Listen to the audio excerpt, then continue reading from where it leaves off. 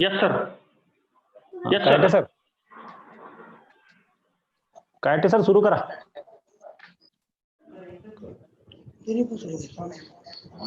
Shall we begin, sir? Yes, yes, you please, please. Okay, sir.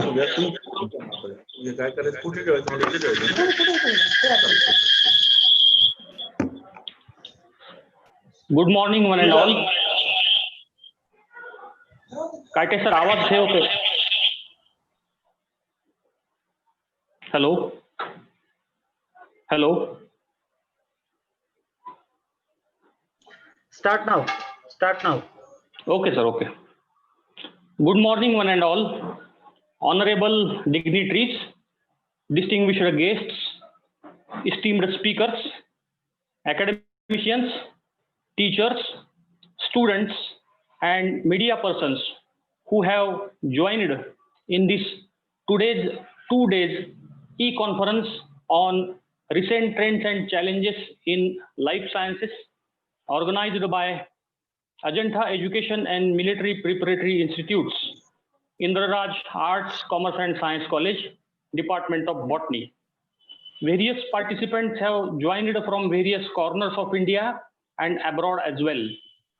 At the very beginning and at the very outset, I, Dr. Santosh Chauthaiwale, welcome you all on this occasion of inaugural function of this 2 days e-conference on recent trends and challenges in life sciences 2020 organized by Department of Botany. Friends, as we are aware that the whole world is suffering from pandemic COVID-19, our nation is in lockdown mode since last 90 days. Due to this major crisis, there are so many transformations and it has created adverse effects on financial sector, public health sector, industrial sector, and environment as well. It has created challenges on one side and opportunities on another. The University Grants Commission and government has advised us to do work from home.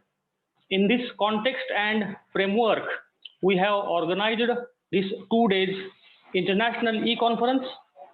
During the span of 2 days, we have placed plenary sessions, technical sessions, deliberations of resource person, and the publication of selected research papers in souvenir and in abstract book as well. The resource person will interact with us from Sri Lanka, Malaysia, Spain, Florida, USA, Chennai, Kolkata, Mumbai, and various corners of the globe. This conference will begin with the inaugural function. So for this inaugural function, we have Honorable Professor Sanjay Deshmukh, former Vice Chancellor, Mumbai University, Mumbai, as inaugurator. Honorable Dr. V Prasad, former head, Central National Herbarium Institute, Howrah, Kolkata, West Bengal, as chief guest, and Honorable Shri Uttam Singh Pawar, ex-member of Parliament and chairman of our education society, that is Ajanta Education and Military Preparatory Institute, Aurangabad, as a chairperson. The principal of our college, Dr. P. Sharma, is the chief organizer. Dr. J.S. Ambore is the convener of this e-conference. So once again, I welcome all these dignitaries on the behalf of organizing committee, on the behalf of college and the management as well. With the due permission of chair, I start the proceedings of the conference. At the beginning of this inaugural function, we will begin with Saraswati Vandan. For this, I request Dr. Charan Singh Kaite to proceed for Saraswati Vandan. Over to you, Dr. Charan Singh Kaite.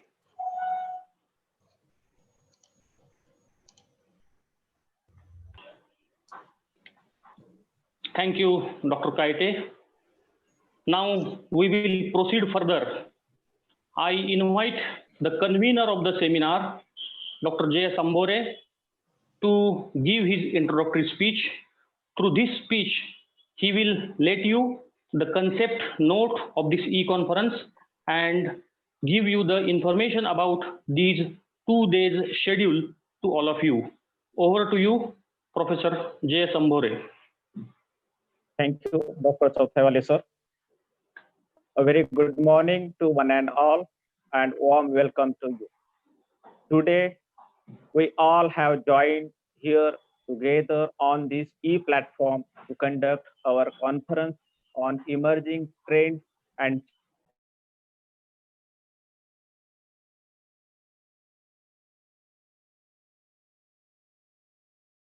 function.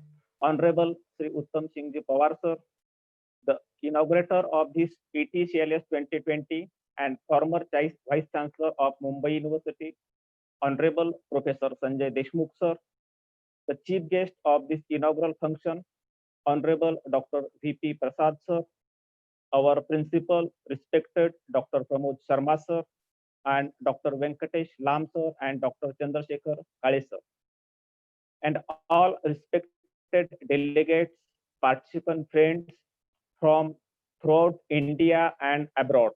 Our Department of Botany has organized this conference on emerging trends and challenges in life sciences from 18 to 19 June 2020. Dear friends, it is the time to find. It is our duty to know what are the challenges in life sciences. These challenges before human beings, not only human beings, but before all living things to survive. And who is the responsible for that challenge? Answer is ultimately we are the responsible for that. Today, before us, a very big emerging challenge of COVID-19 to find a vaccine against COVID-19, with the COVID-19 pandemic imposing huge impact on people's daily life of the world. The scientists are racing against to get deeper understanding of the novel coronavirus while accelerating the development of new treatment and vaccines. Hope we will be succeed to discover vaccine very soon.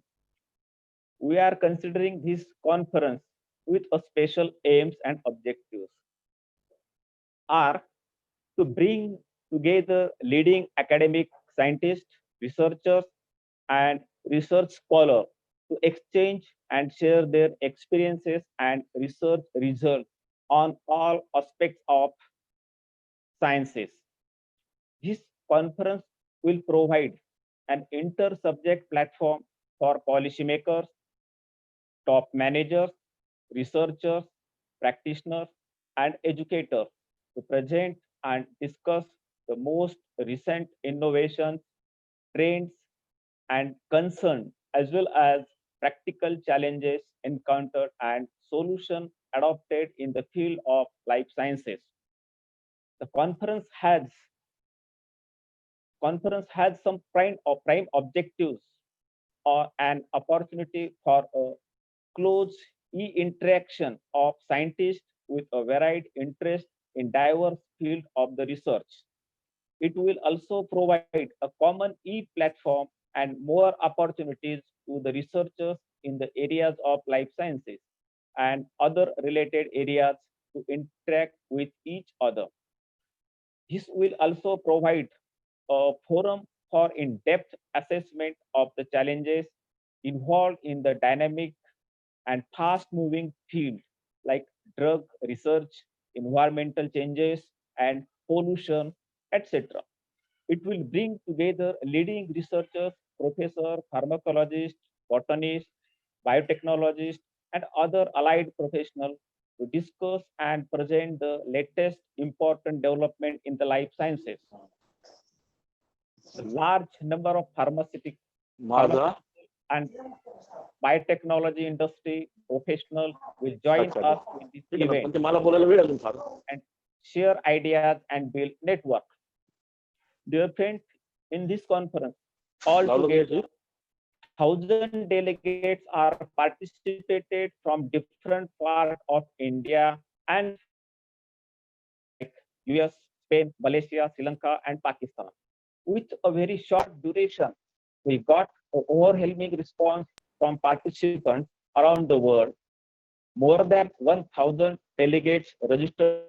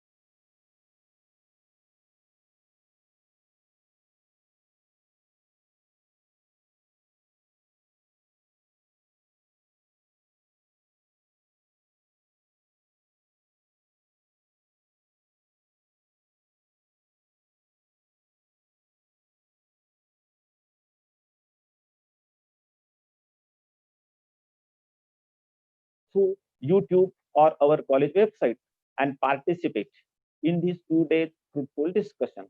With this short, I will I will conclude myself. Thank you. Thank you very much once again. Thank you, Dr. Chothawal. Thank you, Professor Ambore, for giving the preliminary speech on this occasion. I request to the speakers, while speaking your speech, kindly unmute your speaker and or video also. So I proceed further. Now, the chief organizer of this 2 days e-conference will welcome all of you through his welcome speech. The chief organizer is our principal of our college, Dr. P. Sharma. He is principal of our college. He will welcome you. He is a man of principle and always pursues for excellence. Basically, he is a teacher of botany. Prior to joining in the higher education services, he has dedicated 10 years research work in postdoctoral fellowship at Botanical Survey of India, Western Circle, Pune, also in National Botanical Research Institute, Lucknow, Uttar Pradesh, and in Agarkar Institute, Pune. For this research work, he has worked very thoroughly in this field. He is now nominated as a member, Board of Studies in the subject of botany, as well as member on IPR, that is Intellectual Property Rights, on our Dr. Babasaheb Ambedkar, Marathwada University, Aurangabad. He has more than 100 publications and 9 books are on his credit. So under his able guidance, we are perceiving for giving you well. So at this occasion, not taking too much time, I request Dr. Sharma sir to interact with you through his welcome speech. Dr. Sharma sir, over to you.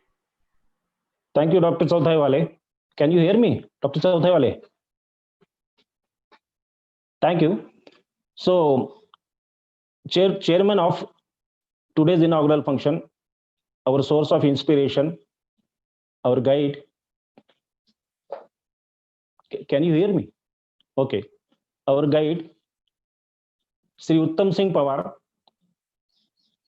inaugurator of this function, Professor Sanjay Deshmukh, former Vice Chancellor of Mumbai University and Professor of Life Sciences. Guest of honor, Dr. V Prasad, Head, Central National Herbaria, Howrah. Vice Principals, Dr. Venkatesh Lam and Dr. Chandrasekhar Kale. Convener of this e-conference, Dr. J. Sambore. Co-conveners, Dr. Mrs. Biradar. Dr. Badar, Dr. Kaite, Dr. Sauthaiwale. I can also see some dignitaries who had joined today's inaugural function. Dr. Satish Patil from Dr. Babasaheb Ambedkar Marathwada University. Dr. Ashok Chauhan is there. Dr. Arvind Dhabe is there. Nasreen ma'am is there. I can see these dignitaries. And the resource person for today's conference, who all have joined for this inaugural function are Dr. Mrs. Chandra Mahindranathan,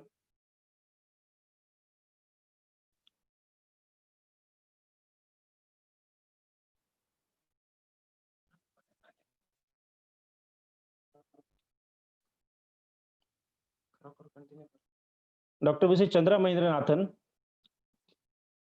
from Sri Lanka, Dr. Anima Nanda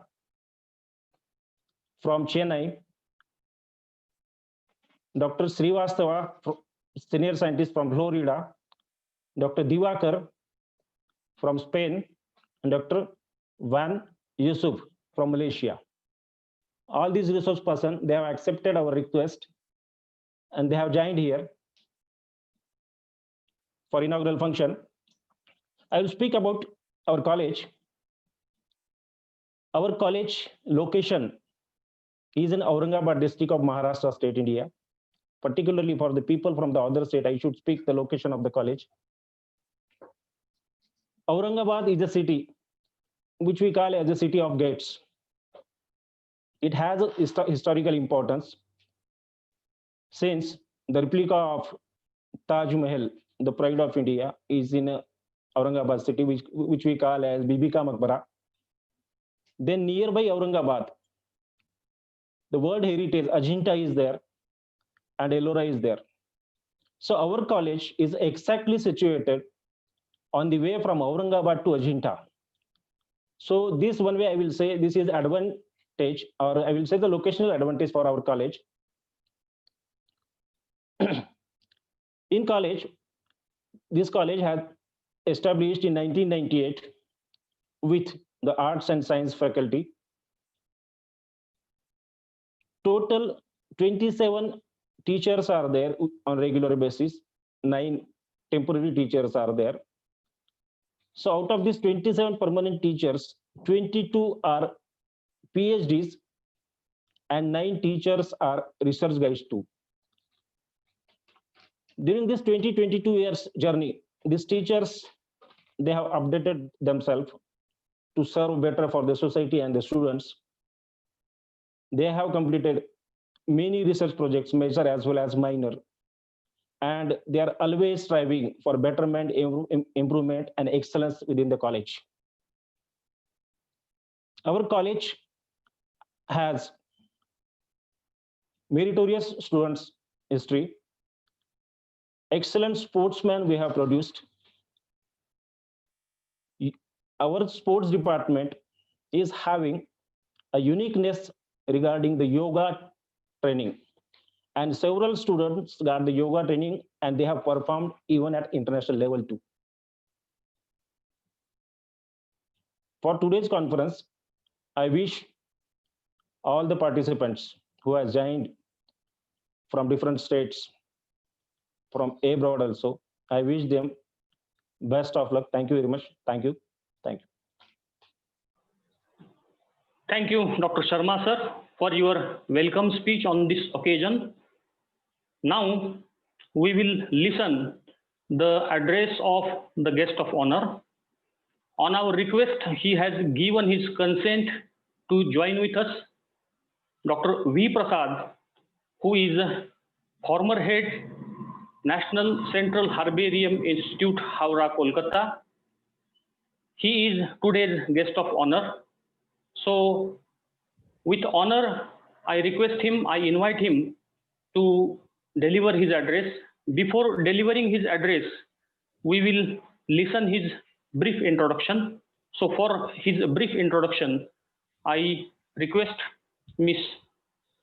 Sakshi to give Dr. Prasad sir's introduction. Over to you, Ms. Sakshi.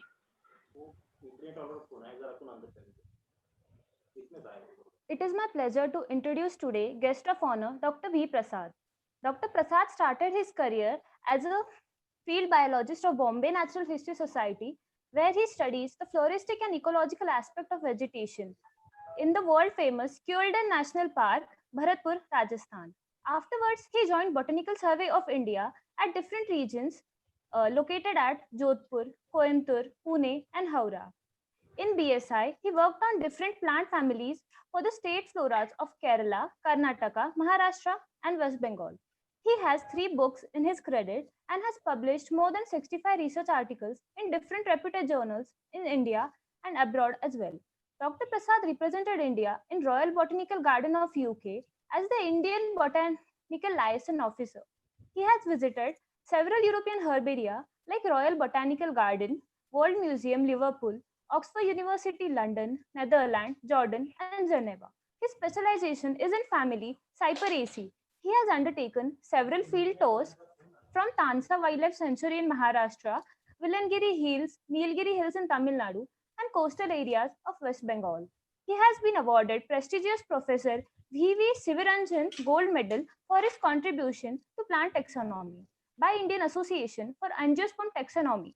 Recently, he is superannuated as Scientist E and also as head Central National Herbarium, BSI, Kolkata, West Bengal in May 2020. So, I once again welcome Dr. V Prasad on this occasion and request him to address the audience. Thank you.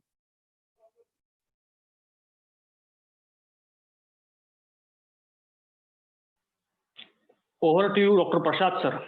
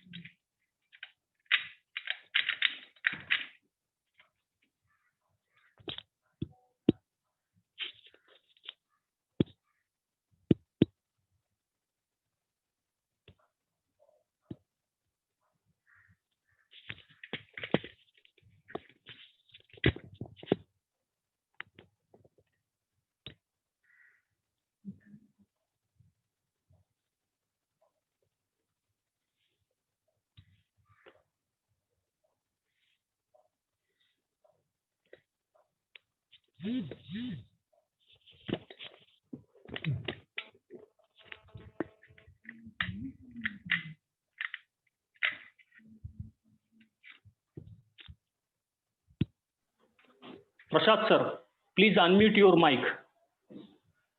Dr. Prasad sir, please unmute your mic and begin with your address. Prasad sir, please. You unmute your mic, sir. We are not listening your voice. Dr. Prasad sir.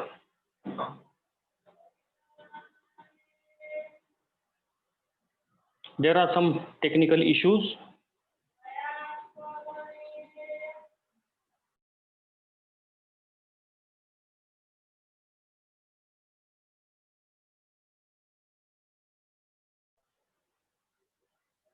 Dr. Prasad sir, please unmute your speaker and start your speech, sir.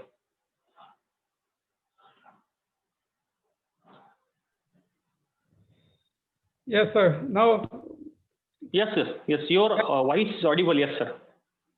voice is audible. Yes, but you are not visible. Yes. Start your video also.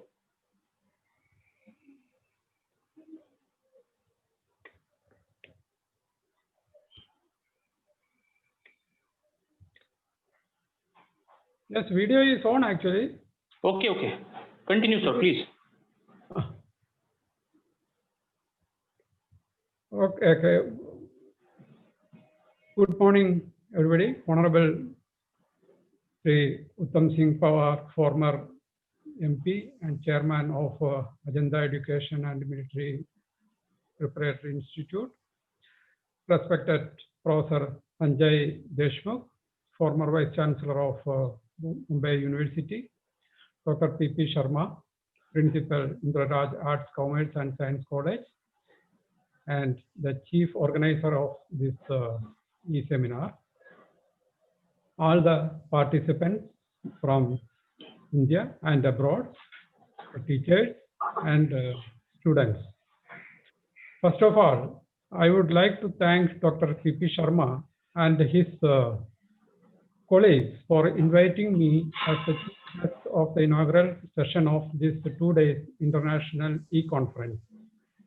Theme of the seminar, emerging trends and challenges in life sciences, is very vast, covering various disciplines such as applied biology, bioinformatics, microbiology, molecular biology, nanobiotechnology, and pharmaceutical sciences, etc.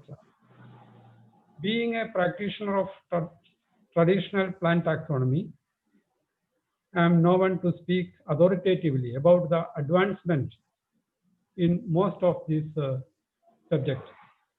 But I feel I should say something related to my field of expertise. So, prior to the availability of genetic evidences, the classification of flowering plants was mostly based on the morphological characters.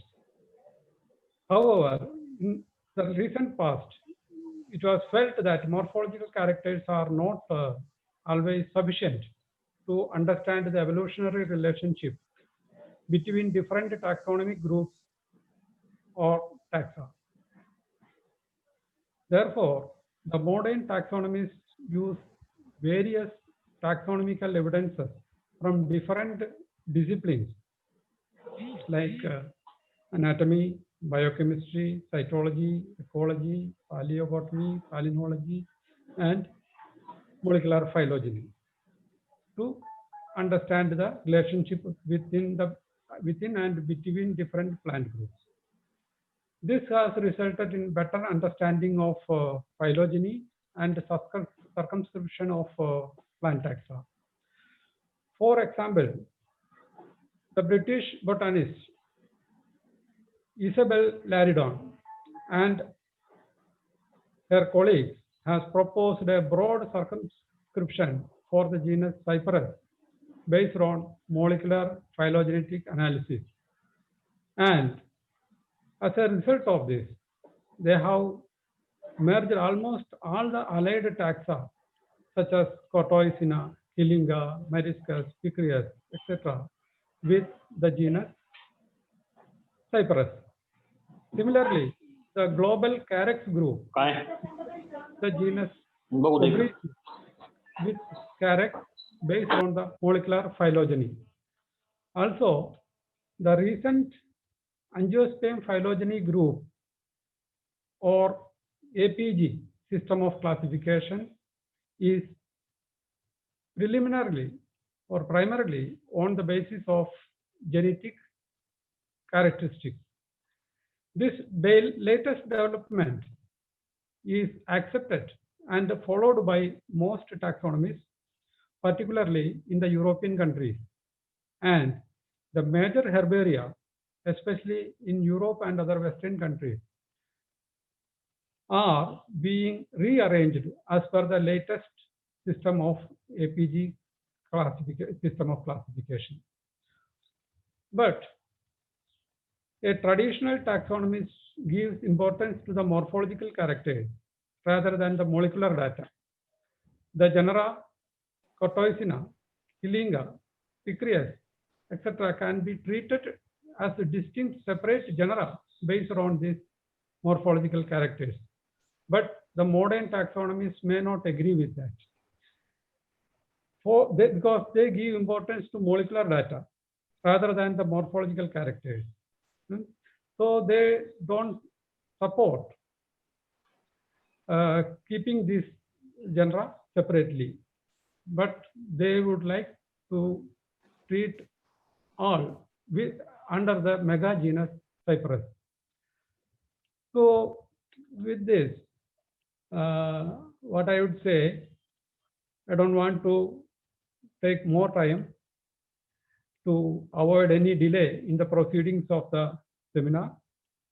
I wish all the success for the 2 days deliberation, and once again thanks Dr. Sharma and his colleagues for inviting me to participate in this important event.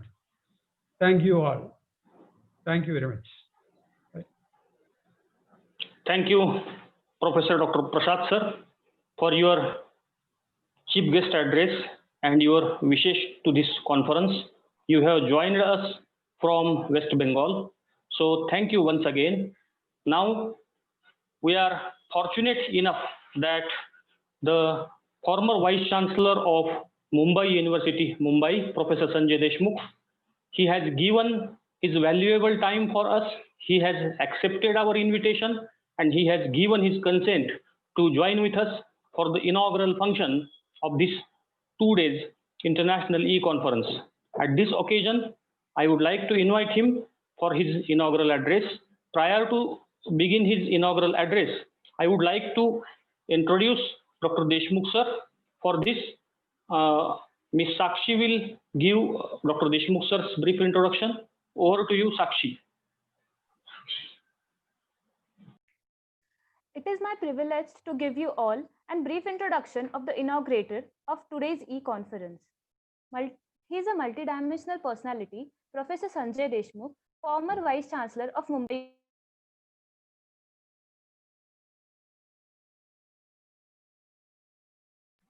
Your voice is not listening.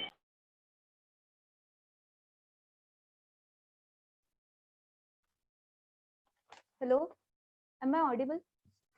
It is my privilege to give you all a brief introduction of the inaugurator of today's e-conference, a multidimensional personality, Professor Sanjay Deshmukh, who is former Vice Chancellor of Mumbai University. Dr. Deshmukh sir is one of India's widely acknowledged life scientists and also an academic thought leader in higher education. At present, he is working as a professor of life sciences at Mumbai University. He was appointed as 55th Vice Chancellor of a 162-year-old University of Mumbai, recipient of D.Sc. from Ram Manohar Lohia Awadh University, UP, in recognition of monumental contribution to higher education. He has done several field visit research and at international and national levels in over 50 countries. He is the only faculty from this university who is recognized as a PhD guide in 5 different subjects, with several candidates being awarded their PhD under his guidance. He has engaged in over 3 decades of experience of working with NGOs. He was NAC coordinator for this university, where it has obtained an A grade. He has worked with Professor M.S. Swaminathan for strategy for conservation planning. He is author of more than 200 research papers which have been published in various journals. He is an elected member of various scientific bodies and academies. On behalf of the organizing committee, I would like to welcome Professor Deshmukh sir and request him to honor us with his address. Thank you. Thank you, Ms. Sakshi, for this introduction of mine to the audience. At the outset, I would like to thank the organizers of this international conference for kindly inviting me to inaugurate this seminar. Honorable Shri Uttam Singh Pawar, the chairperson of Ajanta Education and Military Preparatory Institute, which is located in Aurangabad. Honorable principal of this college, which is Indraraj Arts, Commerce and Science College, Sillod, Dr. P.P. Sharma. Honorable guest of honor of today's conference, Dr. V Prasad. The convener of this important event, Dr. Ambore. The vice principals of Indraraj College, Dr. Lam and Dr. Kade. the chairperson of IQAC of Indraraj College, Dr. Chauthai Wale, honorable speakers, honorable dignitaries of this important event, participants in the form of teachers, non-teaching staff of the college and the region, various colleges in Maharashtra, the students of Indraraj College as well as from other institutions, my friend Dr. Satish Patil. Due to his introduction, I was able to get an opportunity to be with all of you this morning, and distinguished members of organizing committee as well as the print and electronic media representatives. I am particularly delighted to be with all of you, and I would also like to share with you the fact that I belong to Marathwada region originally, but my father migrated for the job to Mumbai about 70 years ago, and that is when we, that is myself and my sister, were born in Mumbai and brought up. However, our roots are in Marathwada, most of our relatives are in Marathwada, and I take privilege and pride to be part of this region, which is also called as the land of sages. To begin with, I would like to declare that this important event has been inaugurated formally, and the very theme of this conference suggests that there are challenges and opportunities which are emerging day by day in the field of life sciences. I would like to restrict myself to this particular presentation, which I would not exceed beyond 25 minutes, because now I have already spent 5 minutes in giving introduction to the topic and the theme. And I would like to highlight some of the aspects of conservation, restoration, classification, evaluation, and utilization of natural resources. The planet that we are all part of is a conglomeration of biological resources. And as of now, it is said that we all are responsible for documentation of the total number of biological resources which we have explored in different parts of the world and also identified taxonomically. The number goes up to 1.8 million species. However, it is estimated that at least 100 times more the current number of 1.8 million species on the planet might be existing, but we have yet to explore more than 90% of geographical area of our planet for taxonomics explorations. And due to this, a single species out of 1.8 million, that is Homo sapiens or human beings, the number of human beings which is exceeding dramatically, and it has reached about 7 billionth mark 2 years ago. The major concern is that we are not in a position to share the resources of our planet equitably. And we have been utilizing all the resources for our own benefit.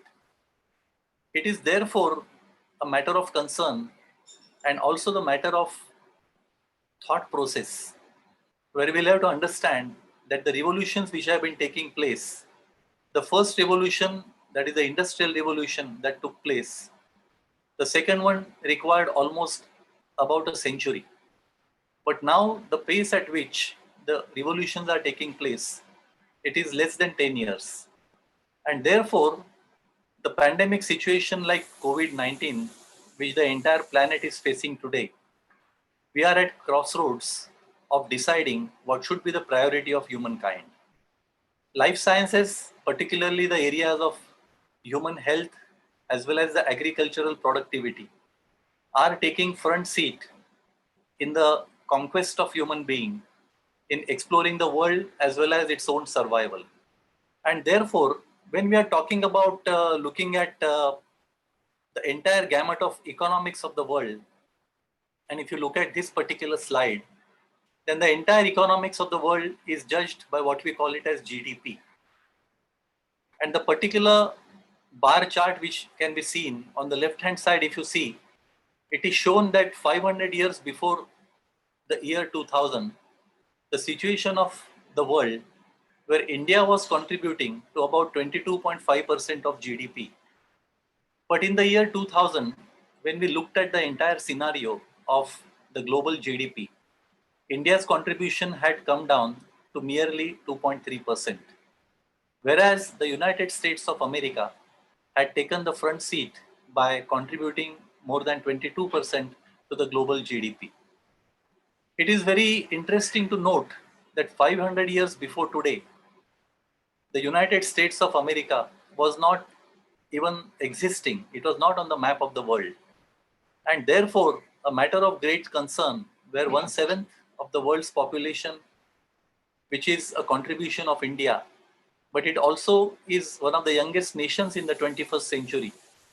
We will have to work hard to not only make our people survive, but also produce sufficiently for feeding our own population. The Millennium Development Goals, which were defined at the time of turn of the century, they are 9 or totally 8 in number. But as you can see from the content of this particular slide, which highlights goals with respect to eradication of extreme poverty, achieving universal primary education, or promote gender equality, reduce child mortality, improve maternal health, reverse the spread of various diseases like HIV and AIDS, malaria and other diseases, ensure environmental sustainability, and also, most importantly, develop global partnership for overall development of the world. If you look at these objectives and if you look at today's scenario where the world is largely influenced and threatened for its own survival by COVID-19, geographically, the concentration of population also is restricted within the 60-kilometer belt from the coastal regions of the planet, as seen from this particular slide. But the slide also shows red spots, which are biologically diverse hotspots. And they are also the regions of the world where the indigenous species of plants, animals, and microorganisms, they have a unique concentration in the spots as marked red on this particular slide, and which highlight that 44% of the species of vascular plants, 29 species of birds, 27 species of endemic mammals, 38 species of endemic reptiles, and about 53% of the endemic amphibian species, they live within these biodiversity hotspot areas. That is why they are marked as red in color. It is also interesting to know that the tropical belt of the planet, which houses about 78% of the world's biological diversity, is also home for equal percentage, that is 78% of world's poor. And the resources that we have at our disposal are going to be the major limiting factor for our own survival. A simple water-like requirement, which is the most important and very, very important requirement of our survival, hardly 2.5% of the total source of water is available in the form of fresh water. And from that 2.5% of the total source of fresh water, if you consider that as 100%, then only 0.3% of that is available to mankind for not only survival, but also for utilization in the form of lakes and other storage resources. If you look at this limited stock of water, and if you look at the largest commodities of the world in the form of 3 important commodities like maize, rice, and wheat, they're all linked with the stock of oil which is available on daily basis to the world for utilization. And the prices of oil, interestingly, decide the prices of these 3 major commodities, which are responsible for feeding about 60% of the world's population. So the prices of oil crash, the prices of commodities will also be minimal. Unfortunately, the farmer, the number of people in India, if you look at the total percentage, then at least 60% of the Indian population is directly or indirectly responsible for agricultural practices. And the world's farmers who are producing with great effort these three important commodities, then it is interesting that their effort are not really linked with the productivity. They are linked with the prices of oil. And that is one of the unfortunate situations or the global scenario which has not changed in the last several decades. And therefore it is said that in the 21st century, though the human beings are equipped with all the gadgets to face many challenges, the future is going to belong to the nation with grains and not with guns. The green revolution that took place and in the advent of discovery of agriculture on our planet, it is seen from this particular bar chart that 10,000 years before today, when the agriculture was discovered by humankind and they started domesticating wild varieties of plants, particularly crops, for their own survival and benefit, it was colonization which started of human beings. And the number that we see today is because of the concentration of the human beings in the areas where agriculture was practiced on continued basis. Over the last 10,000 years, the productivity levels, as can be seen from this particular graph, has enhanced multifold. The Mendelian classical genetics that was practiced by crossing two parental lines has reached a level where, with the help of biotechnology and genetic engineering tools, we have been able to achieve some of the unprecedented productivity levels. This particular graph shows that in the year 2000, the productivity of rice as just one crop has gone up to 14 tons per hectare. But there are certain varieties which have been discovered by China. They are able to get about 22 tons per hectare of yield, which have not been yet introduced for commercial purposes. All this particular comes down to whether the productivity levels are going to be maintained in the advent of increasing population. There is a huge disparity on the planet, as all of us know. Hardly 12% of the world's people are holding 88% of the world's wealth. And therefore, the disparity that is being created by unequal distribution of not only wealth, but the apartheid, the level at which people are discriminated by caste or creed or religion, and so on, it is very, very concerning that the population of the world, for its own survival, will not only have to depend on the economies of the world, but also on the technologies that we are able to achieve. However, the major concern of 21st century is also climate change, the concept of which was recognized and also promoted at global level by Intergovernmental Panel for Climate Change. And the concept that was floated at that time has become a reality, where we know that the climate is going to be the major factor in not only the survival of human beings, but also in the overall sustenance of our planet. A change in 1 degree Celsius temperature at the time of pollination in any crop can contribute to physiological changes and also can lead to reduction in the productivity levels up to 23%. And therefore, these physiological changes that take place due to 1 degree Celsius change at the time of pollination is obviously not noticed. And how do we really visualize the impact of such unseen activity in mere 1 degree Celsius change in the particular region, which contributes to a major loss of productivity? And therefore, when we are talking about life sciences as an industry, till recently, till the last year, the major deciding factors for the industry in the area of life sciences were efficiency, flexibility, quality, and change. Efficiency with regard to The organizations being under tremendous pressure to simultaneously increase productivity and reduce waste. The flexibility in terms of meeting the production targets, which are basically no longer the valid criteria for achieving productivity or achieving profits. It is basically the time to market. How do we really market your product is going to be the major criteria with respect to achieving flexibility.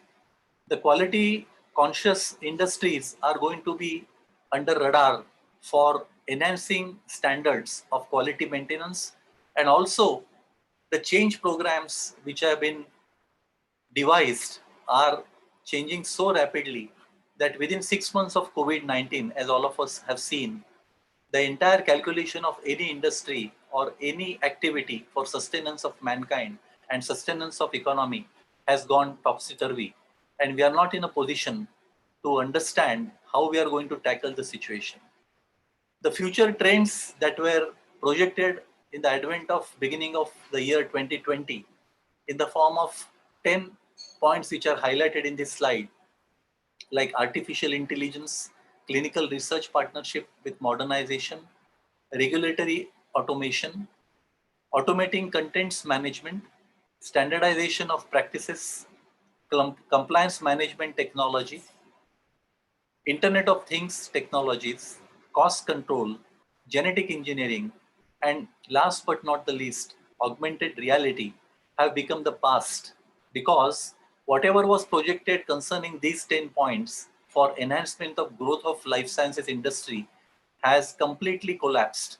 The concepts with which we had started this year and the hopes with which we were trying to build up our economy, not only at the Indian level, but at the global level, it has become redundant.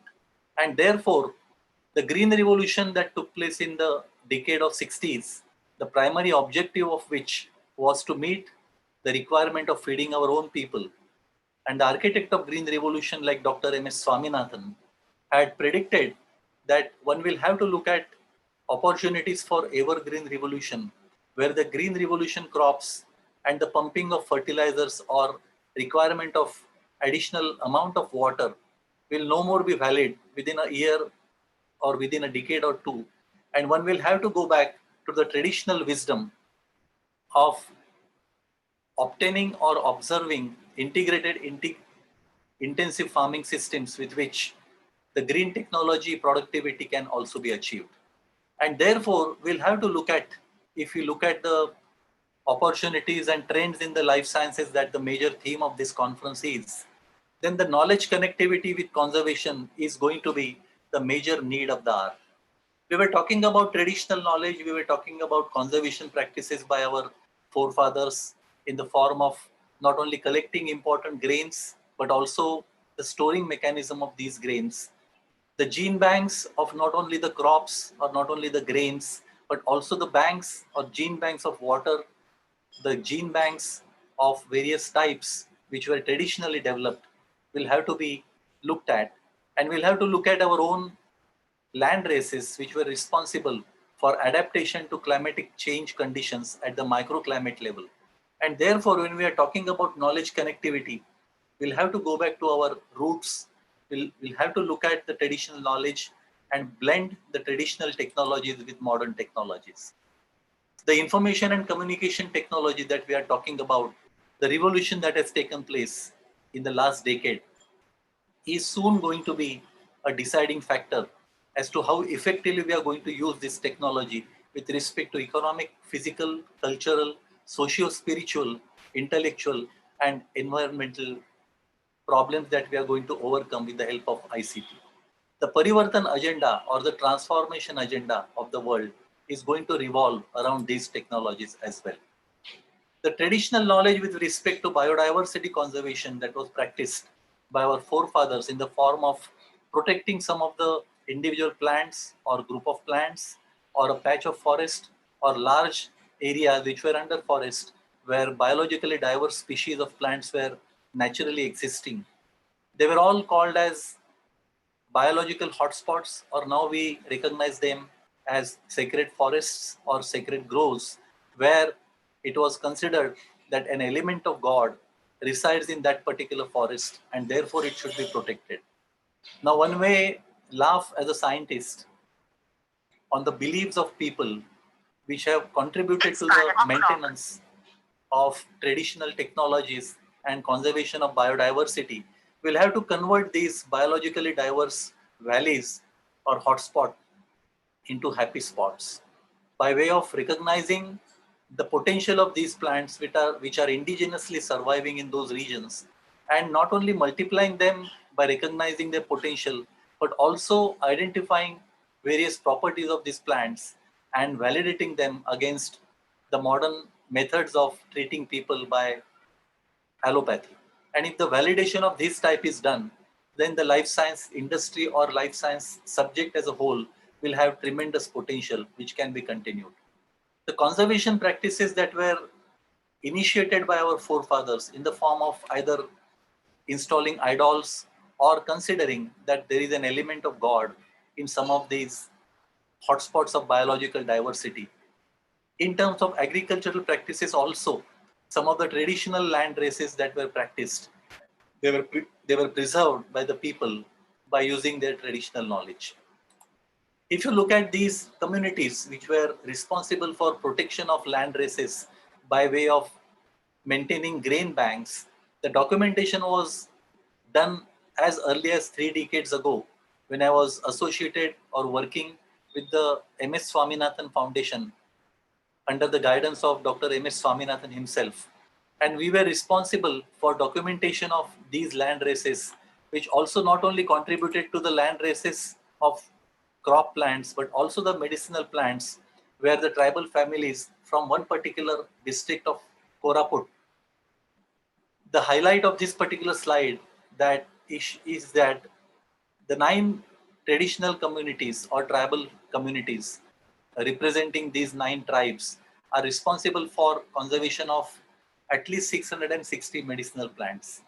Considering 55,000 or plus land races of only one crop of rice that was protected by way of introduction of the concept of artificial gene banks, these traditional families are still maintaining the biological diversity by conservation of these varieties of medicinal plants or crops in the field level itself. It is very, very heartening to see that a global effort has been initiated to protect our land races or grains in the form of gene bank, which has been established in a location called Svalbard, as seen in this particular slide. And the countries like Denmark, Finland, Iceland, Norway, and Sweden have contributed to this global gene bank, a facility which is made available free of cost to the global community of both traditional farmers as well as the governments, which can store up to almost 3 million samples of grains in this particular gene bank.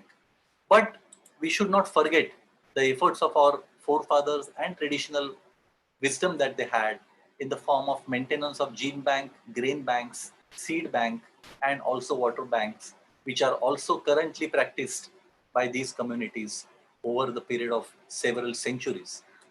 And if you look at the modern technology that we have been able to implement, the transgenic plants that can be developed by identifying candidate genes like salt-tolerant genes from mangroves or drought-tolerant genes from species like Prosopis juliflora, they can be used for identification of those candidate genes.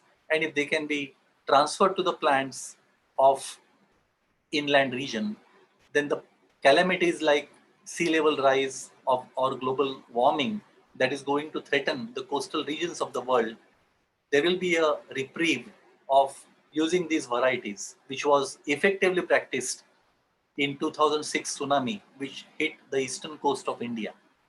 The varieties which were developed by the MS Swaminathan Foundation under the project sponsored by DBT, it helped in developing transgenic rice, which became salt tolerant due to the identification and transfer of genes from mangrove plants. And those varieties were provided to the farmers soon after tsunami, where the inland agricultural areas were flooded by the tsunami water, which was salt water. And these salt tolerant varieties developed by the MS Swaminathan Foundation, where they came in very handy for these farmers to use these varieties for overcoming the problem of salt affected agricultural fields. And therefore, what we call it as anticipatory research, which started as early as in 1990 at the MS Swaminathan Foundation, and the results were accrued in 2001. The actual application of those results was in 2006, where these land affected by the salt water was planted with salt tolerant varieties. Therefore, when we are talking about knowledge dissemination, it has to be also participatory. And the participatory management systems in our country, which deal with need assessment using different participatory techniques, training or conducting awareness programs, local specific demand driven content or information, and also the linkages, not only the center and state linkages, but also the state and local village level, panchayat level linkages, which are very, very important if you want to look at overcoming the problems of global scenario of climate change. We have been able to effectively document the knowledge of local people with regard to conservation, with regard to the agricultural practices, with regard to the management of ocean resources like fish resources, and also with regard to the biodiversity mapping, or what we call it as people's registered, the concept that was developed by one of our great scientists, a great ecologist, Dr. Madhav Gadge. And the conglomeration of exchange of ideas, exchange of knowledge, and exchange of wisdom of traditional nature at the local level has contributed to blending the traditional technology and modern technology. For example, this particular slide, which highlights the satellite data, which is a modern technology available with India and many nations, how that data can be interpreted with the help of local knowledge, whether the local youth, particularly girl child, can be trained in this particular interpretation technique, and whether the information accrued from interpretation of the data of satellite can also be transferred to the local people like agricultural farmers or fishermen in the coastal areas, and an early warning can be provided to them by way of letting them know whether the cyclone is coming or approaching the coastal area, like tsunami, which approached in the year 2006. This particular network of village knowledge centers came in handy in almost 300 villages of eastern coast of India. And it is not only useful for providing early warnings, but also with effective management of resources in the sector of agriculture, animal husbandry, education, fisheries, health, horticulture, disaster management, micro enterprises, and also civic services. Many countries are facing challenges of maintaining the academic schedule, academic calendars of the students of their local universities, and also those who have gone abroad for studying for their higher education. The modern technologies and the online education systems, by effective utilization of the technology to a particular level where it can be easily, equitably shared among the stakeholders, both from the cities as well as from the rural areas, is going to be very, very challenging in today's situation. For the fishermen, the modern technology like ICT as a tool or GPS, the geographical positioning systems, which can help the farmers when they are in the seas, whether they are crossing the international boundaries or they are entering the international boundaries of another adjoining nation like India and Sri Lanka, for example, which is highlighted here. It becomes very, very handy for the fishermen and also very useful for them to control their activities within their own limits of exclusive economic zone. The community-based disaster management, about which I just briefly touched as to how do you really prepare a biodiversity register, can also be used for planning your disaster management plan with the help of local knowledge. And the district administration as well as scientists can work hand in hand with regard to preparation of these disaster management plans. And not only that, but the day-to-day problem that the fishermen or the farmers who are facing while practicing their livelihood activities, they can be guided from a remote area or from a city area by way of effectively using their mobile phones by utilizing applications.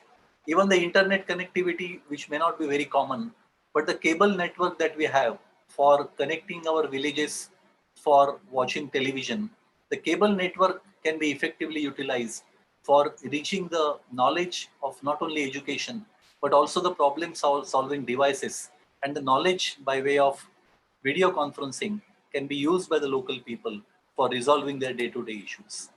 This particular slide shows the tsunami which hit the eastern coast of India in 2006. The satellite images were completely different, which the local youth who were continuously monitoring and utilizing were not in a position to interpret the information provided by the satellite that particular day. But they realized one thing, that something different is going to happen, something unforeseen is going to happen. And with the help of loudspeakers, they announced in these coastal villages that let the fishermen stay at home and not go for fishing that particular day. And sure enough, the tsunami hit the eastern coast in few hours, and that led to saving loss of lives because of this particular early warning system that was developed at the village level panchayat. And this is the way by which you can effectively utilize the knowledge of ICT in providing and ensuring the livelihood security. The paradigm shift that we will have to look at today in the context of COVID-19 and the pandemic which has hit all over the world in more than 195 countries, we'll have to look at the dimensions of sustainability. The dimension which were shown to us by visionaries like Dr. M.S. Swaminathan as early as in 1970, when within 5 years of the Green Revolution, he mentioned that the world will have to look at solutions by way of practicing evergreen revolution, which is nothing but our traditional practice. But 2 decades from now, we will have to toe the line of blending traditional technology with modern technology. And therefore, the example that I have tried to show here and the practical application of visualizing the future calamities and getting ready, we'll have to go back to our natural resources management practices, the wisdom that our forefathers have passed on to us. And if you are able to effectively blend that by facing the challenge of COVID, but effectively fighting this particular pandemic situation by coming out with solutions that will not only protect the humankind, the life of the humans, but also effectively provide solution of not only maintaining our economic standards, but also making nations happy rather than looking at the economic criteria of measuring GDP and valuing the nations based on their economic potential. And therefore, as early as in 2011, when Dr. Swaminathan was interviewed by a TV channel, and it was seen that the statement that Dr. Swaminathan gave, I just want to repeat and I quote, he had said that even if we can't quantify happiness as precisely as we currently quantify GDP, perhaps it is better to be vaguely right than precisely wrong. And that is what is the message that I would like to give to all of you. We'll have to look at making ourselves happy, no matter economically or materialistic, in a materialistic sense, how much we are going to progress.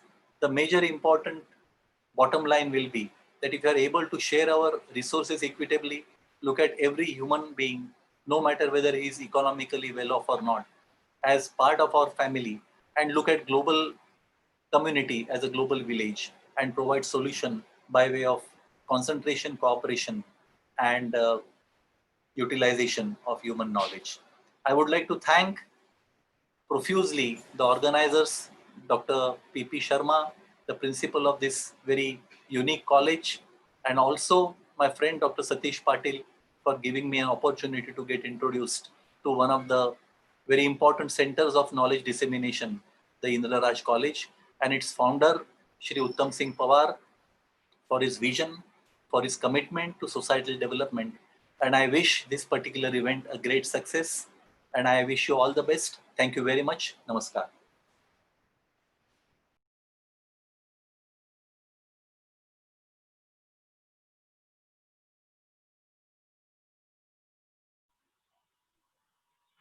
Thank you, Professor Deshmukh sir, for coming here, joining with us, and giving your blessings and your wishes for this 2 days international e-conference. You have thoroughly given us the information about the opportunities and the challenges and various emerging trends in life sciences. Thank you once again, sir. Let me tell to the participants that there are some technical issues. I pardon for this. There is no technical problem here in our web room, but if the problem creates in your side, we pardon for that. Okay, we will proceed further. Now it's time to listen the presidential speech. The chairperson and the president of this inaugural function is the chairman of our Education Society, Honorable Shri Uttam Singh Pawar, ex-member of Parliament. Basically, Honorable Shri Pawar sir is graduated from Science faculty. He was elected as a member of Parliament for 11th and 12th Lok Sabha from Jalna constituency. In his tenure of the membership of a Member of Parliament, he has worked on Committee on Transport and Tourism, Joint Parliamentary Committee of Functioning the Waqf Board, the Consultative Committee, Ministry of Chemicals and Fertilizers, the Committee of Estimates, the Committee of Finance, as well as the Consultative Committee, Ministry of Labour. Honorable Shri Pawar sir was nominated as the chairman of Maharashtra State Tourism Development Corporation, that is MTDC, Maharashtra State, Mumbai. He is a social worker. He is a trustee of Lions Hospital in Aurangabad. He is a chairman of our Education Society. So many students from poor and very needy family, he has given the helping hand to them. He has fulfilled the dream of higher education, of engineering of poor and needy people in abroad, in Taiwan particularly. So due to his blessings, motivation and support, we undertake such academic events. So I request Dr. Pawar sir to give your presidential address. Honorable Shri Pawar sir, over to you, sir.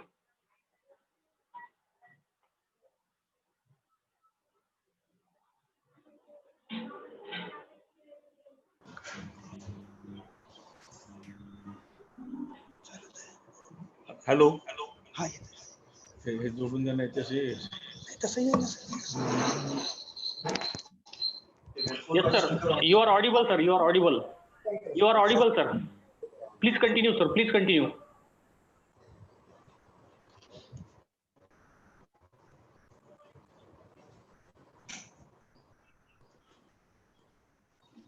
Hello hello Yes, sir. Audible, sir. Audible. हा बोला hello Continue, sir. Sharma Continue. Sir हा बोला साहेब बोला. First of all, I welcome to all of you.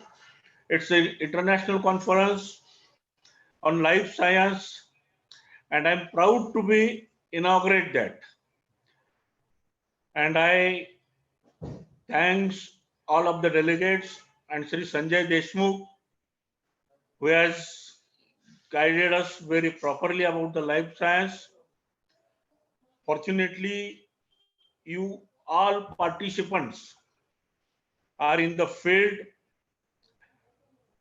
Though I am not the person of the botany or zoology, but I congratulate you and the challenges before us, the world about the life science, global warming, forest, every animal has its importance,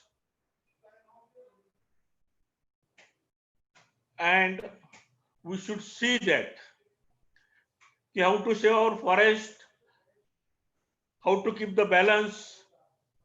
For this, whatever efforts our conference is taking, I congratulate them. And again, though all the participants throughout the world were participating, I heartily welcome you and congratulate you. And I wish all success that about the life science, we have to win and save the lives not of the animals, not of the only trees, even the human being also. And this way we'll be able to maintain the good atmosphere in a world. Thank you very much again, and thank you very much to Principal Sharma ji. You have taken a lot of efforts, your team, and again I wish you all success for your conference. Thank you much, very much. Thank you, sir. Thank you very much for your presidential address. Now, I would like to invite Dr. Mrs. Rupali Birada to propose vote of thanks of this inaugural function. She will propose vote of thanks. Then afterwards, we will move towards the plenary session. In this plenary session, two speakers will interact with you. So, taking not too much time, I invite Dr. Rupali Biradar ma'am to propose vote of thanks. Over to you, ma'am. Thank you very much, sir. Am I audible, sir? Yes, audible. Good afternoon, all of you. It's my privilege to have been asked to propose a vote of thanks on this auspicious occasion to our constant source of inspiration, support, and guidance. First and most important person, President of our Ajanta Education Society, ex-member of Parliament, Chairman of today's function, Honorable Shri Uttam Singh Pawar Sahib. Thank you very much, Sahib. I'm very much thankful to our respected principal, Dr. Sharma sir, for their able guidance, motivation, and support. Thank you very much, sir. I, on behalf of our institution and the entire fraternity of management here together, extend a very hearty gratitude to inaugurator Professor Sanjay Deshmukh sir, former Vice Chancellor, University of Mumbai, for their fruitful inaugural speech. I also wish to express my gratitude to Dr. V Prasad sir, former head, Central National Herbarium, Howrah, Kolkata, for their fruitful information and valuable presence. Thanks a lot, sir. I also wish to express my sincere thanks to my mentor, my guru, Head Department of Botany, Dr. Babasaheb Ambedkar, Marathwada University, Aurangabad, respected Professor Dhabe sir, for their guidance and valuable presence. I must mention my sincere thanks to Dr. Satish Patil sir, Dr. Mrs. Chandra Mahendranathan ma'am, and Professor Chauhan sir for their valuable presence and support. I must mention the efforts taken for the success of conference, Vice Principal of our college, Professor Lam sir, and Vice Principal of our college, Dr. Kale sir, Convener Dr. Ambore sir, Dr. Chothaiwale sir, all the organizing committee members, Dr. Badar sir, Kawal sir, Kalatre ma'am, Dinore sir, Patil sir, Saudekar sir, and ma'am, Nagare sir. Thank you very much. I'm very much thankful to Dr. Kaite sir for all technical arrangements. I must mention my sincere thanks to all media persons for their valuable presence. An event of this dimension cannot happen overnight. It requires meticulous planning and execution and an eye for details. I cannot thank everyone enough for their involvement they have been shown and the willingness they have been expressed to take on the completion of tasks beyond their comfort zones. Honorable Chairman and respected Principal, ladies and gentlemen, once again, I want to state that we are most grateful to all the dignitaries for the International E-Conference. I'm very much thankful to the participants from various countries, from various states, from various colleges. Thank you very much for your huge response and presence. Last but not the least, I'm thankful to our Indraj family members, my dear all colleagues. Thank you very much. Thank you, one and all.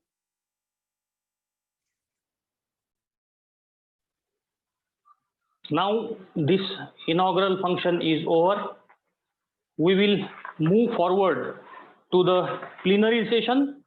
I once again thank to all the dignitaries, the honorable guests as well.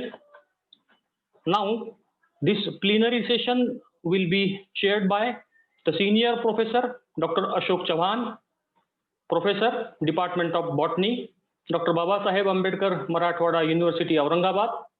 I request Dr. Chauhan sir to chair this plenary session. Two resource persons will interact in this plenary session. Dr. Mrs. Anima Nanda Professor and Dean, Faculty of Biochemical Engineering from Satyabhama Deemed University, Chennai. He will talk with you. Then Professor Divakar Pradeep Kumar will talk on the biological topic. So he will also interact with audience. So are these three panelists available online?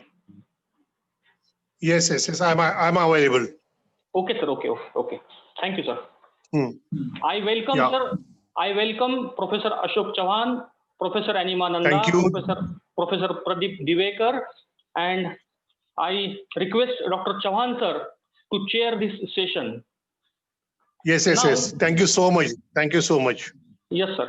Now I Okay. give the brief introduction of the two resource person and after my introduction, I will hand over this charge to the chairperson for the further proceeding. And then afterwards, Dr. K.V. Badar will propose vote of thanks and the session will come to end. The chairperson of this plenary session is Professor Ashok Chavan, who was former controller of examination, Savitribai Phule, Pune University, Pune. And at present, he is a senior professor in the Department of Botany, Dr. Babasaheb Ambedkar, Marathwada University, Aurangabad. Professor Chavan sir's specialization is in mycology, plant pathology, and fungal biotechnology. Dr. Chavan sir has 25 years research experience, as well as his so many research projects have been completed. His more than 200 publications are there. His research articles are published in various national and international journals. He is a research supervisor. More than 21 students have been successfully awarded the degree of PhD under his able guidance. 3 students are now working under his able guidance. He has 2 patents on his credit. He has completed 4 minor and major projects. Also, he has visited more than 30 countries for the research work. Dr. Chavan sir was now senior professor in the department. He was also officiating registrar and director BCUD and in charge and management of University Press of Dr. Babasaheb Ambedkar, Marathwada University, as well as the controller of examination of both universities, Dr. Babasaheb Ambedkar, Marathwada University, and Savitribai Phule, Pune University, Pune. He is also recipient of so many awards, among them the Guru Gaurav Award, Vasant Bhushan Award. Then he is also nominated as a member on very academic bodies. So this multidimensional personality is today's chairperson. I welcome Professor Chavan sir on this occasion. Then Thank you so much. Then we have 2 resource person. One of them is Dr. Mrs. Anima Nanda Madam. I welcome Nanda Madam. Are you there, Madam, online? Yes, sir. Yes. I welcome Ma'am from this organizing committee. Dr. Anima Nanda, who is a Professor and Dean, Faculty of Bio and Chemical Engineering, Satyabhama Deemed University, Chennai, Tamil Nadu, India. Madam has more than 25 years teaching experience. She has availed JRF, SRF, and MOE and F from New Delhi.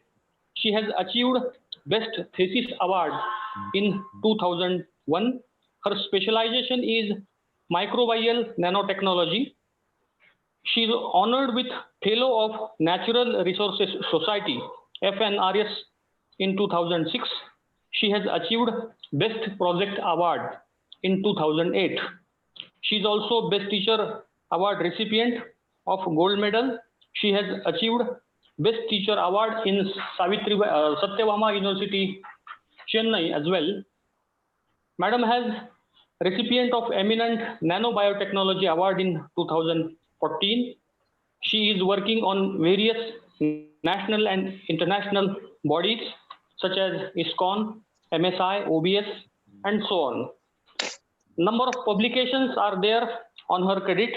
More than 165 research papers are there on her credit. 17 students have been successfully awarded PhD under her able guidance. On her credit, there are 4 patents. There are 5 books on her credit. She has chaired so many sessions, more than 30 conferences. So this versatile personality is available. She has accepted our invitation to talk and invite and to participate in this conference. So again, I welcome Madam. Now, the second resource person for this plenary session is Professor Diwakar Pradeep Kumar. Professor Diwakar sir, are they available on online? Professor Diwakar sir. Hello. Okay, yeah, I am available, sir. Yeah. Yes, okay. Welcome, sir. Yeah. I give the brief introduction of Professor Pradeep Kumar Divekar. Dr. Divekar, sir, is graduate and postgraduate from BSNV Postgraduate College, University of Lucknow, India. And now, Professor Divekar, sir, is at the position of Professor, Department of Pharmacology, Pharmacogynecology and Botany, Faculty of Pharmacy, Complutense University of Madrid, Spain. Professor Divekar sir has completed his graduation, post-graduation in India. He has recipient of number of eminent awards. He has more than 145 peer-reviewed publications on his credit. He is honored with Fulbright Scholar, US, Department of State's Bureau of Educational and Cultural Affairs and Council of International Exchange of Scholars. He is also honored with Raymond Cajal Fellow, Ministry of Science and Innovation, Spain. He is also recipient of so many awards. At the present, there are 27 ongoing research projects are completing with him. He is a research supervisor. So this multidimensional personality is today's resource person. He will interact with you on his topic. So taking not too much time, I again welcome all these 3 academicians and eminent professors, and I hand over this charge to the chairperson of this plenary session, Professor Ashok Chavan sir. Over to you, Chavan sir, please. Thank you, sir. So, on behalf of this college, I would like to welcome both the speakers. And now I request Madam Nanda ma'am, Anima Nanda ma'am, to proceed for his lecture. Madam Nanda, please. Thank you, Dr. Chauhan, sir. Good afternoon to everyone. First of all, I'd like to congratulate Department of Botany, Indra Raj Arts, Commerce and Science College for organizing such a wonderful international e-conference on emerging trends and challenges in life sciences. And in this pandemic situation, the topic also very well suits for this situation. It is an emerging trends and challenges in life sciences. Of course, we are in the 21st century and we have a lot of technologies with us, but we are not able to handle a single coronavirus, which is a threat not only to the life science people, it is a threat to the whole world. So it is a challenge for all the scientists who are working or who are doing the research in life science area. So I again congratulate the Indra Raj College for inaugurating or for organizing such a wonderful conference in this aspect. And coming to my topic, overdose on drugs and immunocompromising patients, a challenge to the society. So in this aspect, I would like to share two things. That is, first things that is we are going for overdoses of the drugs, and second things, the people who are immunocompromised. A lot of people might have come across with the news. People used to state that is the death has occurred because of the COVID. Hello, Or, madam, sorry to interrupt you. Yes, sir. Can you share your screen or should we operate it? You share the screen, ma'am. 1 minute, sir. The option is there. You share your screen.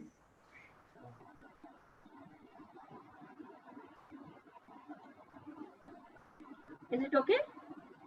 Yeah, Yes, it's okay. yes, It's yes, okay, yes. madam. Thank you. Thank you.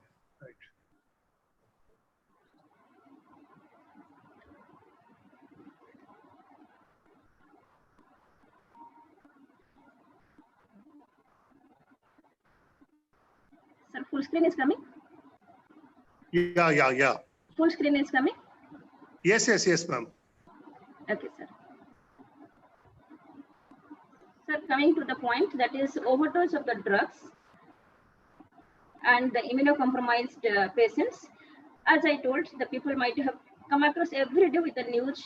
The people dies because of the immunocompromised, or because of the old age, or because of the children.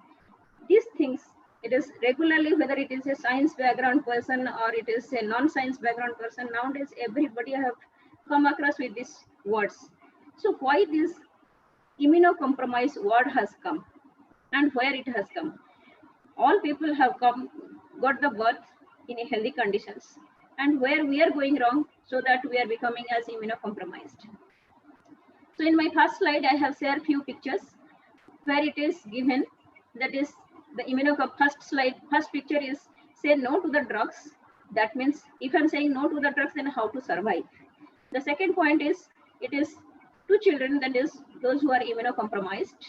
And because of that immunocompromise, they're suffering with lots of diseases.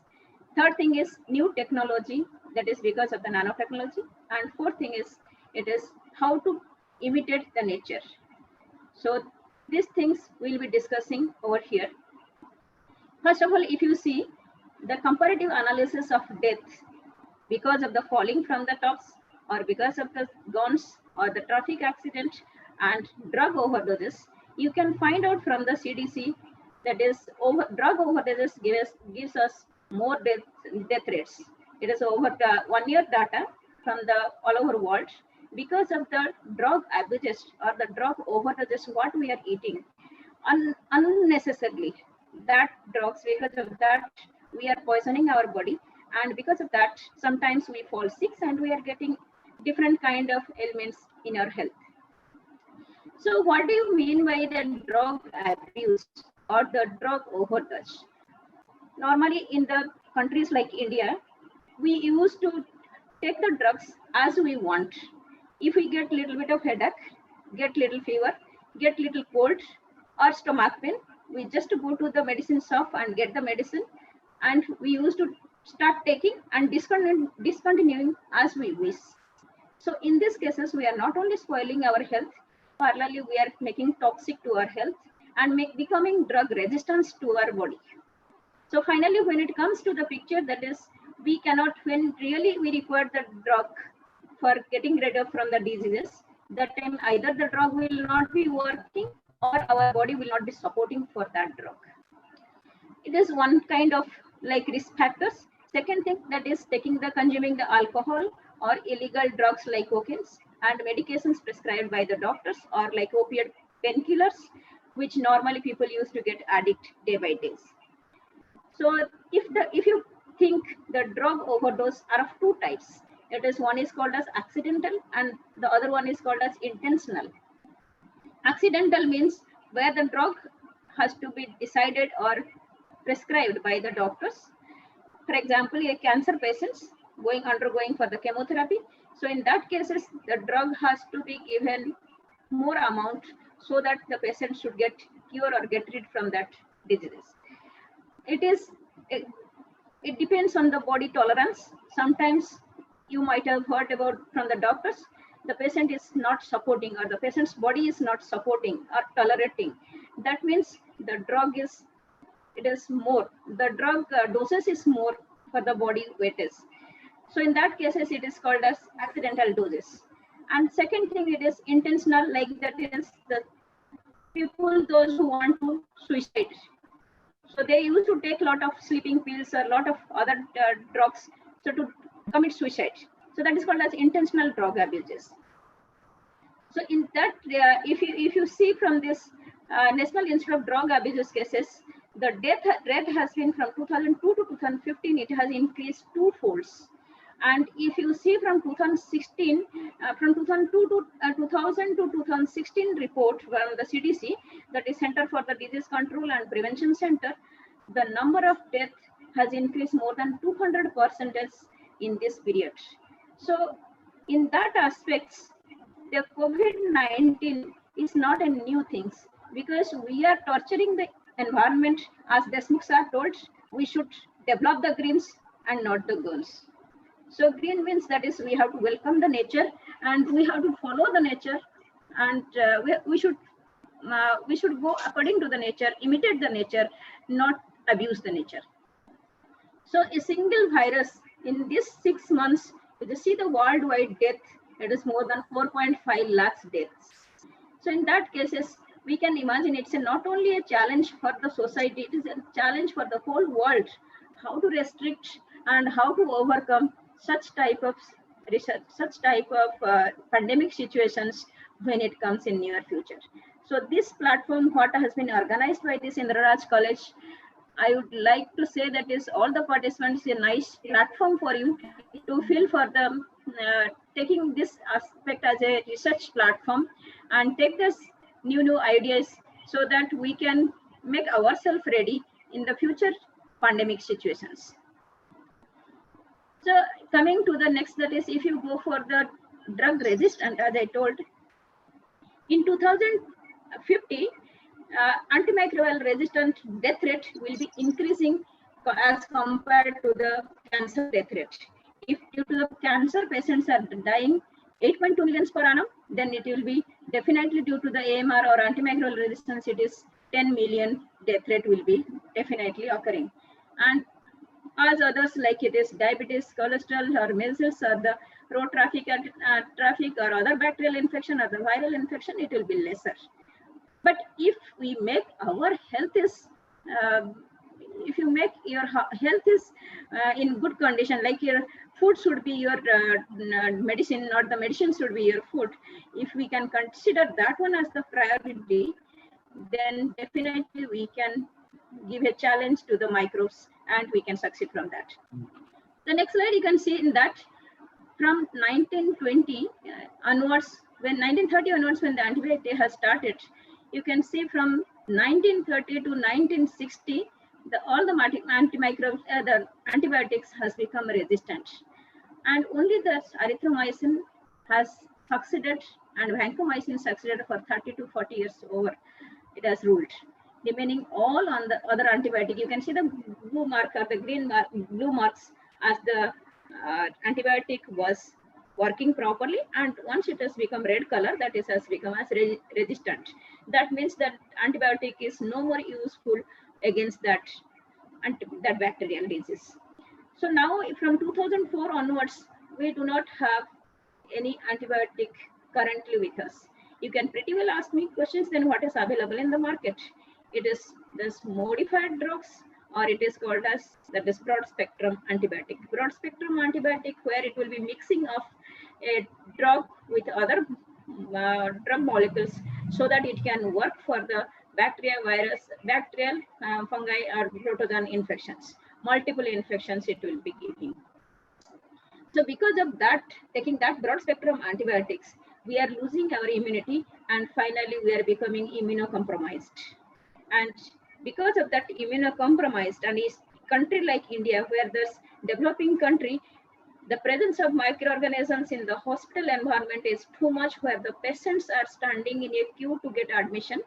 And as for the Indian scenario, if you see, the hospitals are lesser and the beds are lesser than the patients how much are getting admission into the hospitals. In that situation, the long-term patients, those who are staying in the hospital, they are giving the contaminations or they're creating the infections transmitting the infection not only to the patients, to the staffs, or among the patients, they are also giving the infection to the immunocompromised patients. So gradually the immunocompromised patients are becoming sick day by day. And this mechanism of resistance occurs due to the three things of the bacterial clever principles or mechanism. The first point is, when you give the antibiotic, the bacteria has the mechanism, it has a flux bomb which can eject out the antibiotics. And the second point is antibiotic, it is degrading nature. And next one is antibiotic altering enzyme capacity of the bacteria. A single cell can modify its body and then protect against the antibiotics. So it is not a like joke for us, it is a challenge for the whole scientist community, like how to restrict a single cell organism so that it should not overrule over us. And in my research, we have taken the MDRs, like multi-drug resistance pathogens, that is septicemia suspected. Specifically, I have done the research on the children, where the children are from the starting from the birth to the up to 5 years age, where the child has burnt below 2 kg weight, and those babies definitely have low body weight, or it is called as body mass weight is below normal. So in that cases, those children will be having less immunity to if the contamination occurs, then immediately they get contamination frequently, and it happens normally when the babies will be transferring from one room to the other room by the nurses. So this blood poisoning occurs due to the nurses, or contamination occurs due to the like persons who are handling in the hospitals. And this blood poisoning is a morbidity and the mortality cases for the infants, where the first thing is the babies are having low weight, low birth rate. And in that cases, the baby, you cannot give higher dose of antibiotics because their body will not support. Second thing, if you will not give the antibiotic, they will die. So both the cases, the babies are fatal. So in that cases, how to save these babies? This bacterial infection in septicemia suspected infants are definitely, it is a challenge. It is not today's problem. It is in 1974, when India was having septicemia, it was 2%, and now it is 74% in the world scenario. India is having 74 death rate because of this MRSA and MRSA, the septicemia infection. So then what and how to meet that drug? How to design a drug so that we can face these challenges? So to design a new drug, you should have 5 things in your mind. First point is it should be a safe drug. Second thing, it should be effective.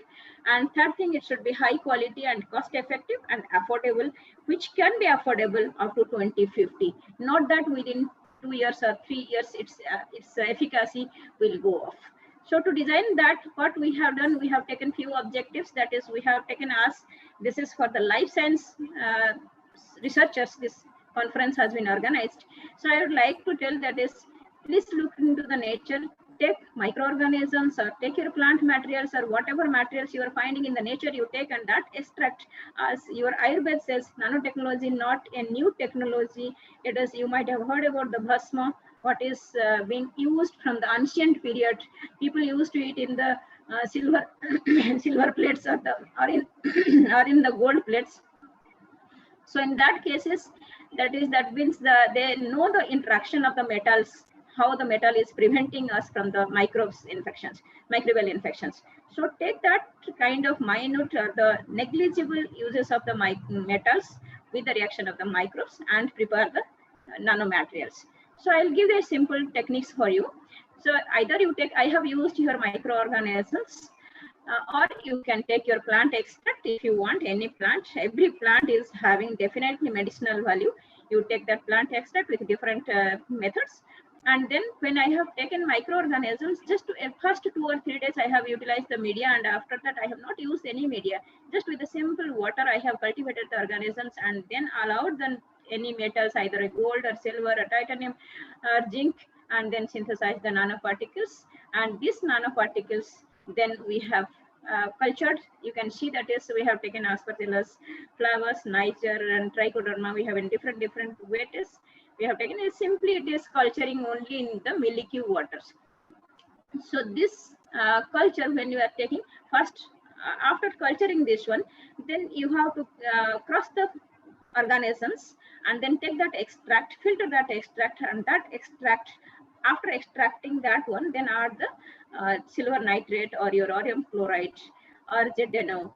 Then you can find that is the nanoparticles. It will be the particles will be converting into the nano size. So the procedure is over here. That is, I have standardized this one with 20 gram of biomass we have taken. You can change here, you can modify, and you can standardize up to that. And then after filtering this one, then add your suitable metal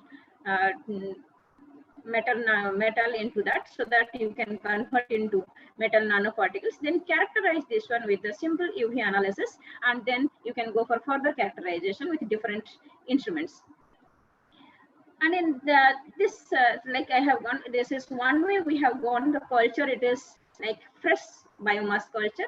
The other one we have taken a series of first like picture, you can see that this we have taken it as a series of conical flaxes where we have allowed the organisms to grow for more than 1 month or 1.5 months, so that they will utilize their nutrients and they will become like it is in the first, it is in a what is stress condition, so that they will release the secondary metabolites. So either it is a primary metabolites or the secondary metabolite. Our main motto should be the drug molecule has to be produced. So take that one, and then after continuous orbital shaker, then use the milky water, the third one instruments, and then this biomass has to be sonicated, or the breakdown of the to remove the extracts, use the sonicator, and then centrifuge it and prepare your the cell extracts, cell-free extract for utilization of your synthesis of nanoparticles. And once that is ready, you can find these are the nanoparticles. First point, it will be like first day you can say it is lesser color, and gradually their color will be changing, and you can find at certain point the nanoparticles will be stabilized. That means there won't be no won't be any further more synthesis of nanoparticles. It will get stabilized. So that is your final point of your nanoparticles. And after taking that one, then you can go for the characterization with different instruments, like as I told, UV spec, same, scanning electron microscope, EDAX or FTIR, or your you can take atomic force microscopes or TEM, whatever instrument is available near to you, or you can resource, you can outsource from the other institution too. And then you can see the TLC, or you can go for the paper chromatography or column chromatography to check which compound or which particular compound is giving good efficiency for your antimicrobial resistance. After that only you can go for separation of preparatory column chromatography. You can separate the compounds and you can check the exact compound or the molecule to be separated. Then in this FTR, I have compared which compound is converting into nano level. After confirming all these things in the FTR, then if it is going as a nitrogen group or a carbon group or your carbon and oxygen group, that has to be confirmed, because this is more important towards the pharmaceutical companies.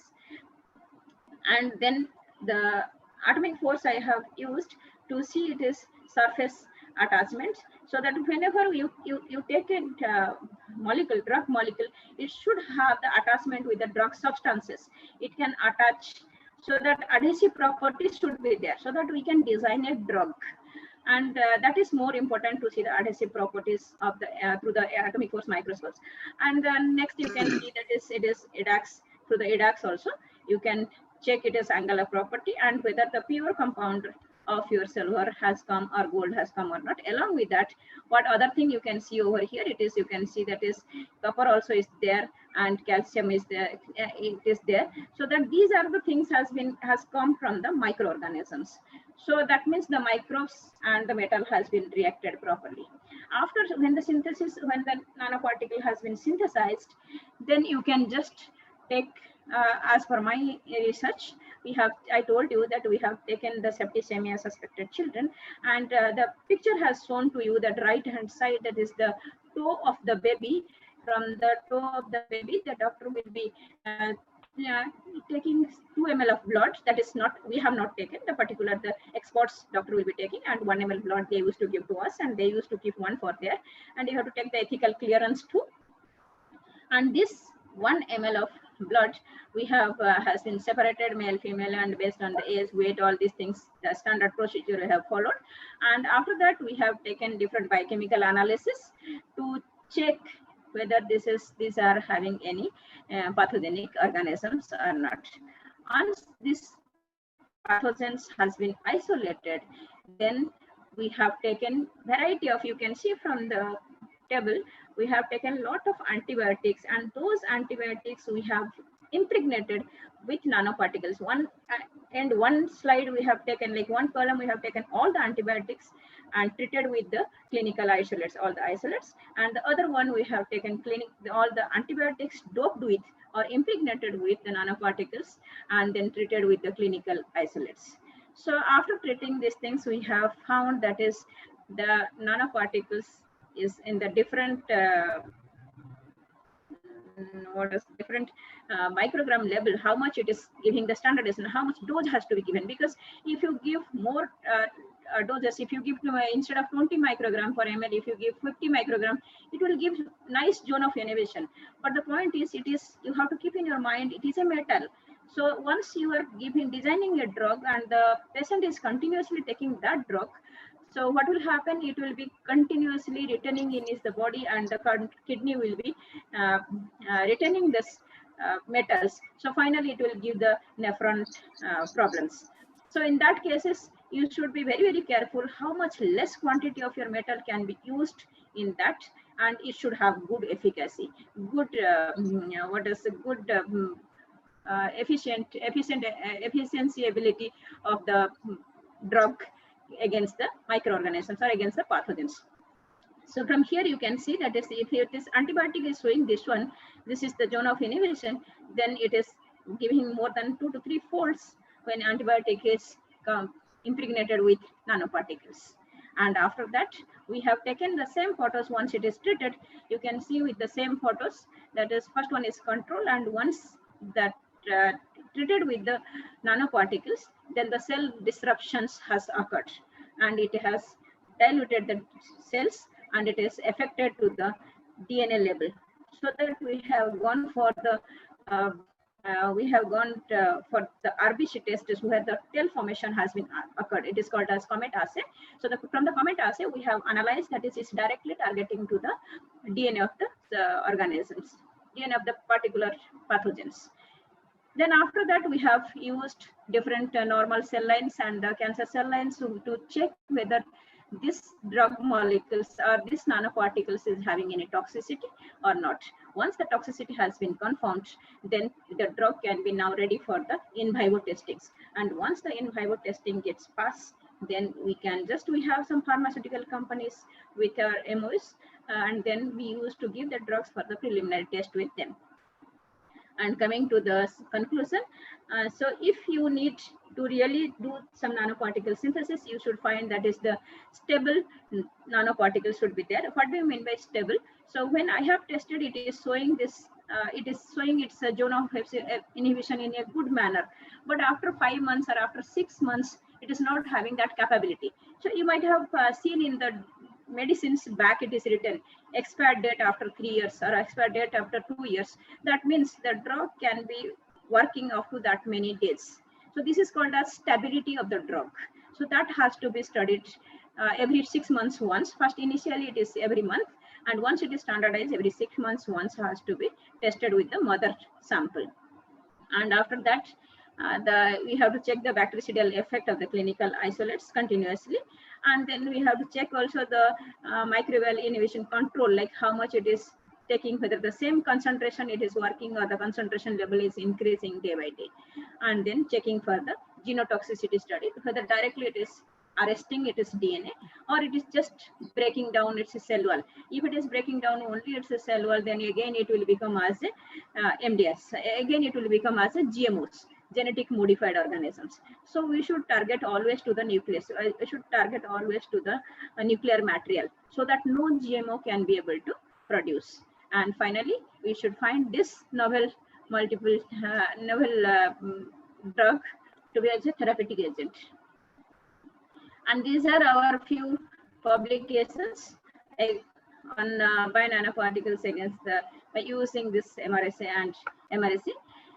With this, I would like to convey the message that we should mimic the nature, that as Deshmukh sir told, that is, we should first respect the nature.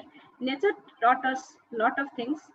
We can see that is the butterfly or the peacock, when they are staying the whole like a lifespan in the in the rain and sun, their color is not changing.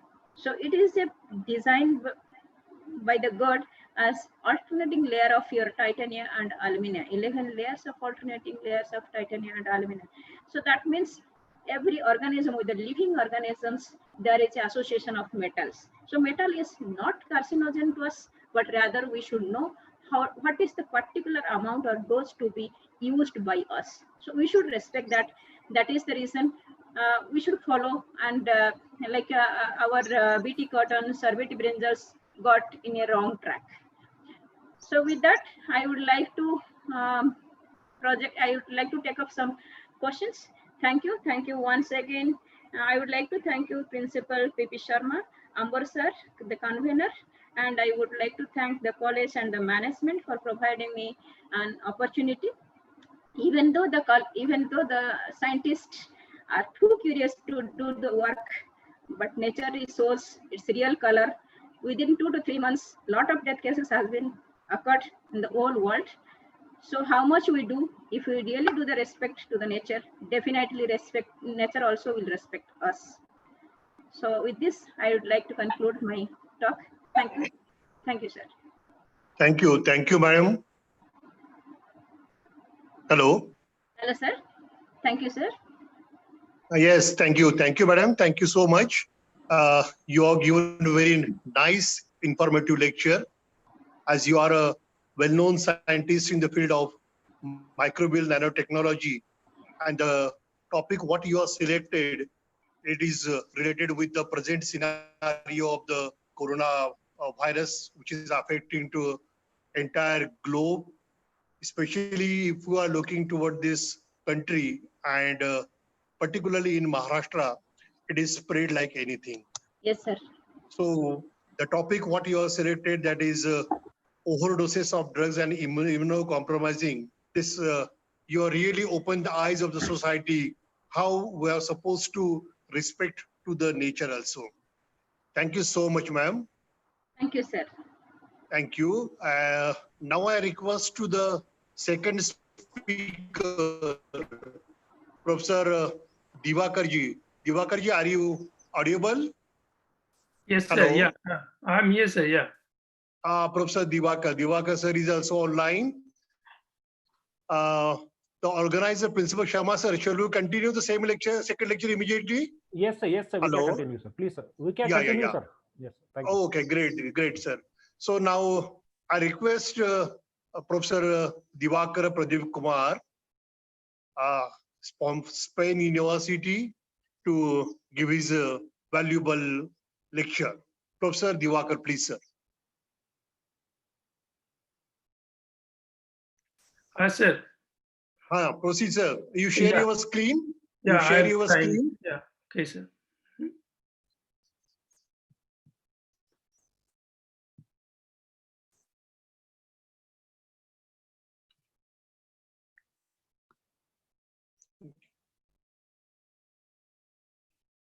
No.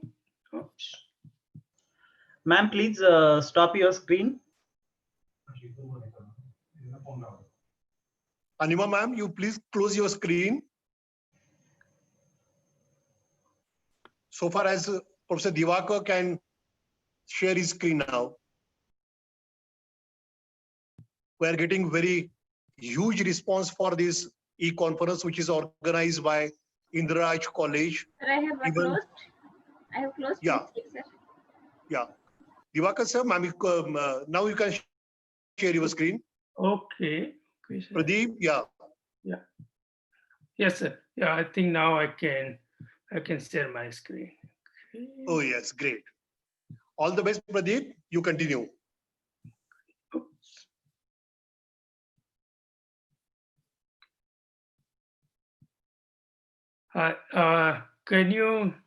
Can you hear me, sir? At the bottom side. Yes, yes, At the bottom side. you are audible to everyone. You are audible. You proceed. Okay, but I cannot see audience here. Ouch. No. No. Sorry. Dr. Diwakar. Yes, sir. There is a screen share option at the bottom, green color. That logo Yeah. is there. Screen share. Share. I did that, sir. Green color. Share screen like it is there. Okay.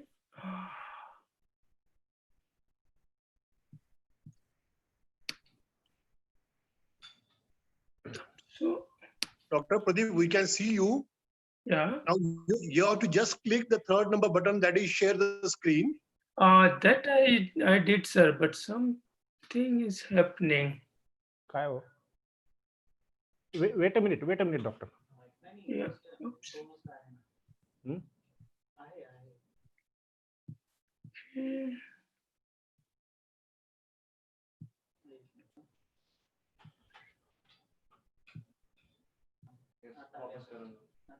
Doctor. Yes, now sir. you are co-host. Now it may be there. Yeah. You just see share option may be there. Now it has come there. Okay. So, If you unable to do it, we can pay it from here also. I can try, sir, but I think files in folder, no. Let the organizer do something so far as Okay. Pradeep can. Okay. And the organizer is able to provide technical support. Dr. Diwakar. Sir. We are sharing your PPT from this side.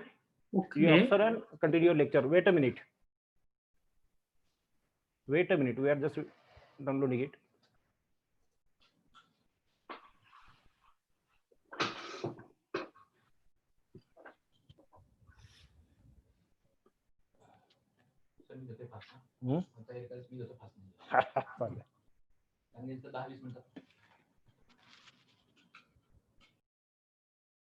Diwakar, you are in Spain now? Yes, sir. Yeah. What's the time now? It's 9:30, sir. Now. The 9:30 a.m. AM, sir. Yes. Okay. Thank you. You wake up very early and you are prepared for this one. Thank you for that one. Yes, sir.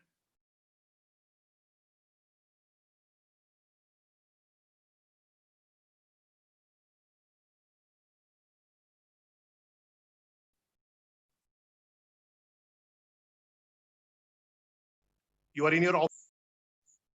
At home, sir, because here the university is closed due to the COVID-19. Oh, So I see. we have to work all from home. So Okay. Because the background, what we are seeing, no, is very nice one. yeah. It's good one. Chauhan sir. Yeah, bola sir. We were together in NBRI, Lucknow. Oh, I see. Great. So he was working under a project, I think, there as a senior research fellow that time, and I was RA there. Oh, is it Dr. Diwakar? Yes. Oh. So it will take another half minute. Already we have downloaded your PPT. Okay, sir. Okay. Yes. But I don't know why I cannot say so.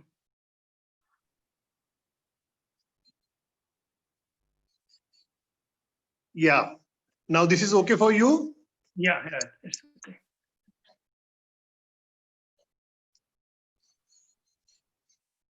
Okay, so oops.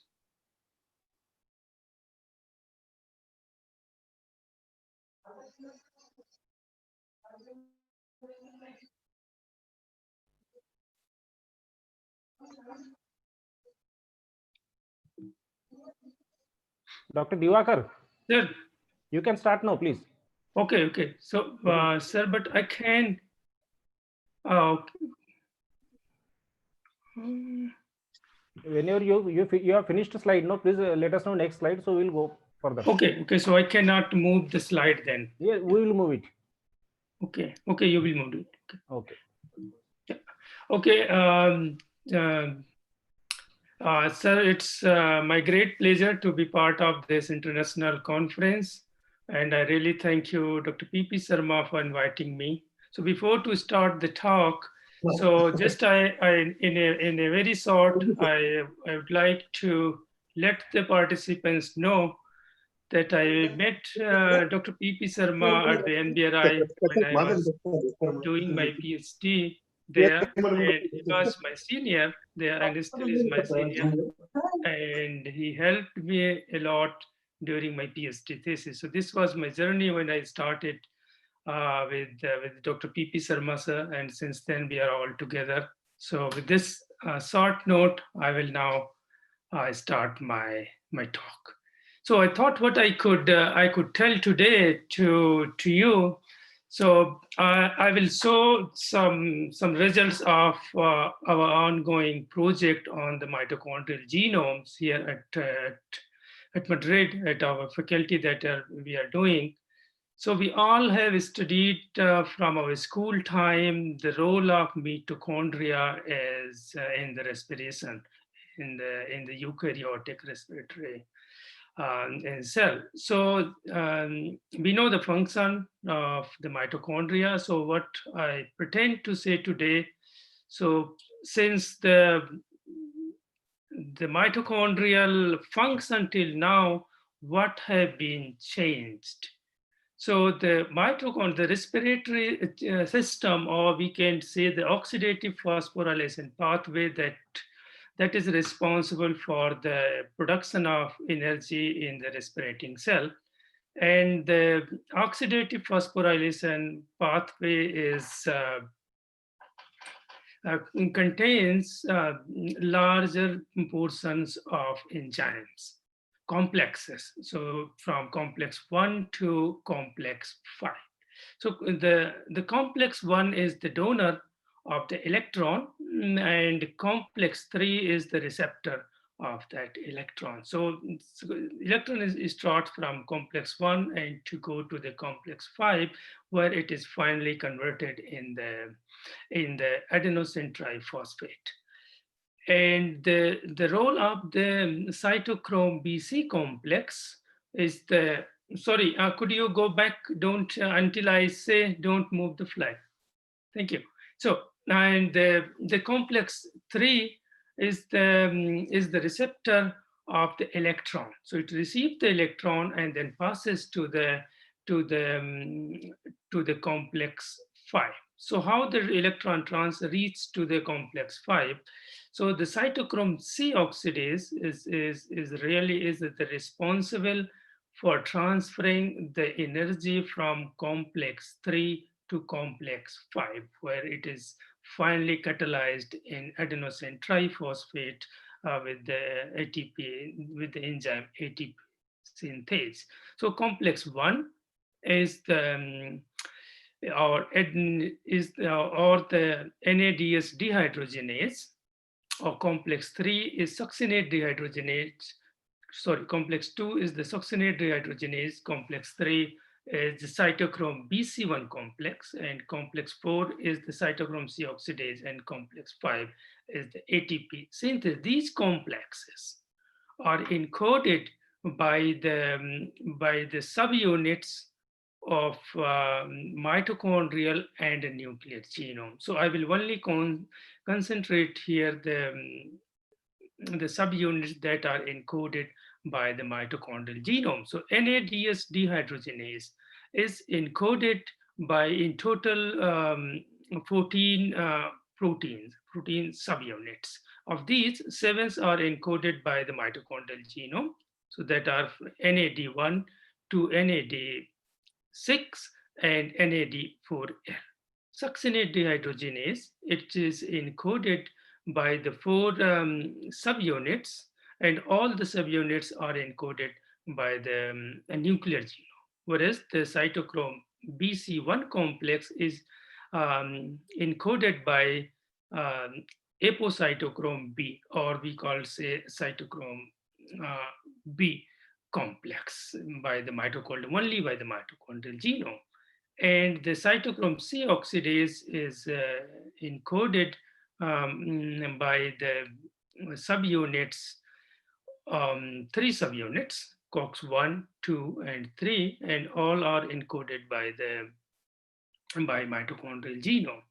And the complex 5 is comprised of 8 subunits. Of these, 3 are encoded by the mitochondrial genome that I listed here is ATP6, ATP8, and ATP9. And of these, ATP9 sometimes is encoded by the mitochondrial genomes and sometimes by the nuclear genomes. In fungi that I took the example today for showing some of my results is encoded by both nuclear and mitochondrial genomes.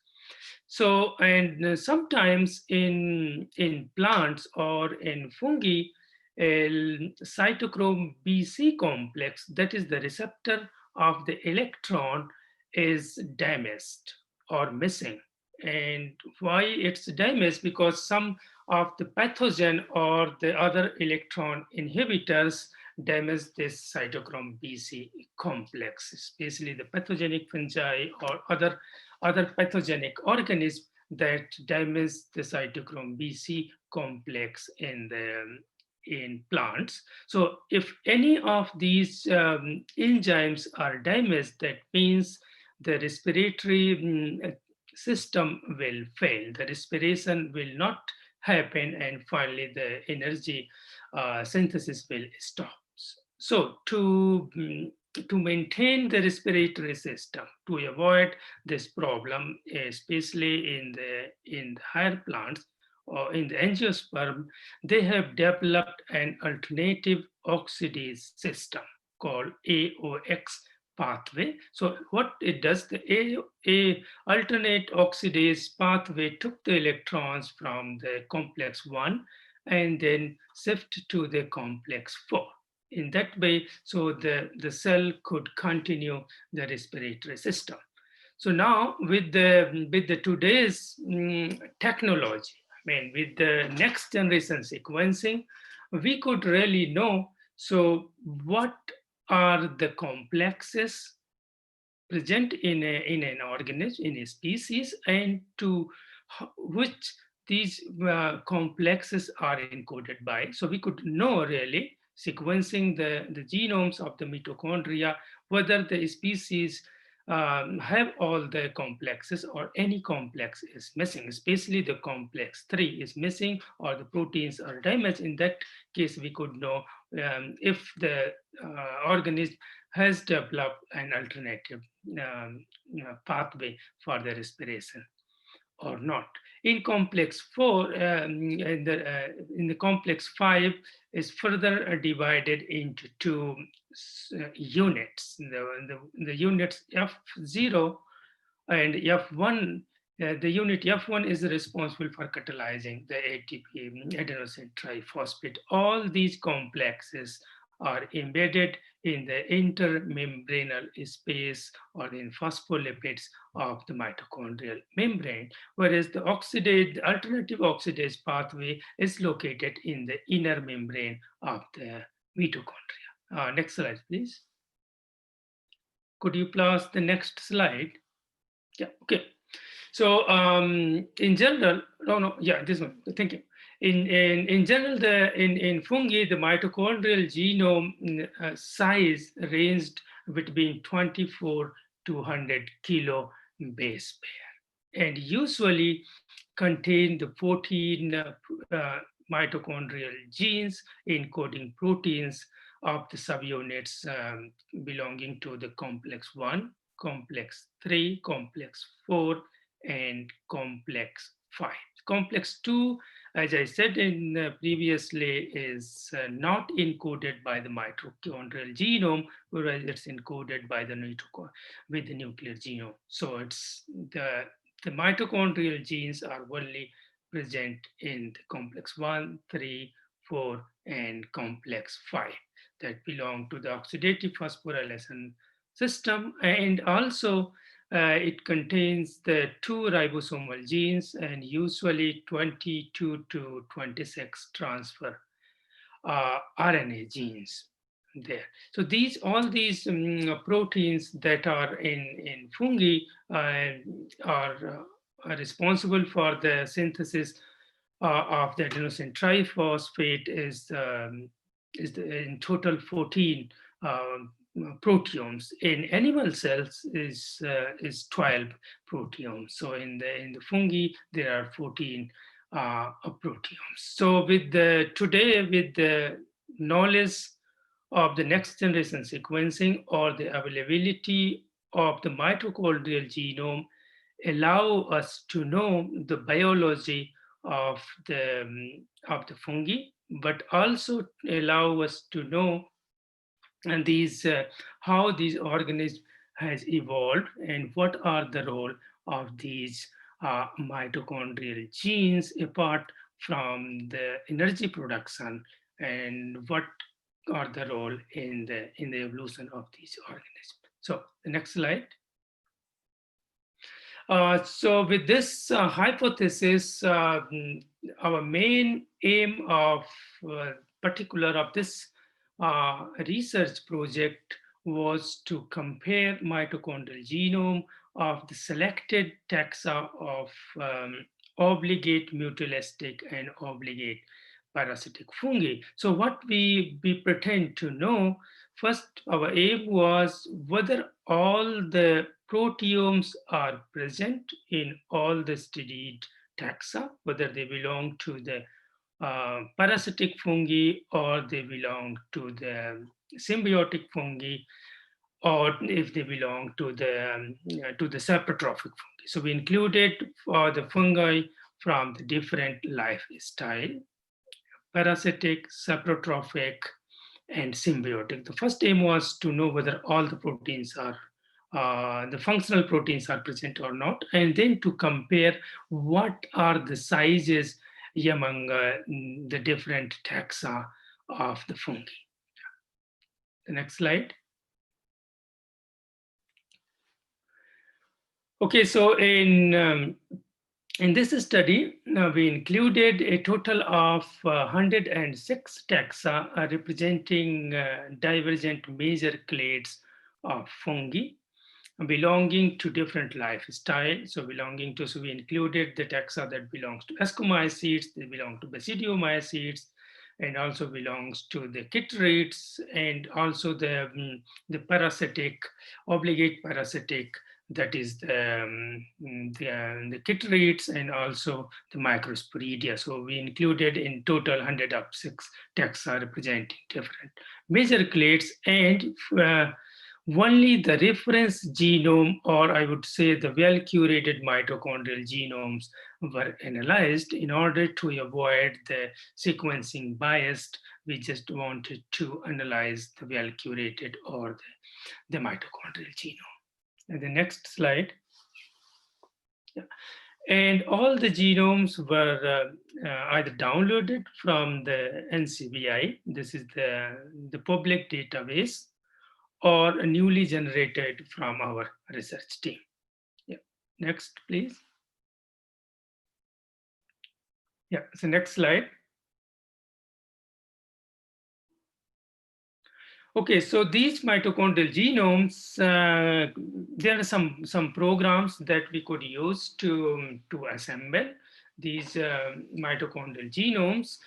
And the one some I have mentioned here is this is one freely available program is Genius, and another is the MitoVM, another is the Mira assembler, or this is another, the new program called ARC. So these are some software we could use to assemble the mitochondrial genome, or simply we could blast in the NCBI and to know whether the sequence belonging to an unknown organism, whether it's belong to a particular proteins of group complex 1, or belongs to complex 2, or belongs to complex 3, etc. We could do it easily because all the proteins are highly conserved. There are very less variations in the proteins among the different organisms. So this allows us to identify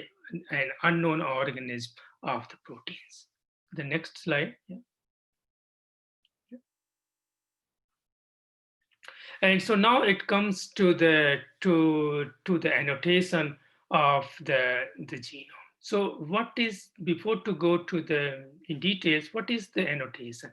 The annotation is a function that we want to know whether the protein that belongs to, let's say, the 100 base pair or 200 base pairs, if it corresponds to the ATP synthase, or it corresponds to the cytochrome B complex, or it's correspond to the cytochrome oxidase.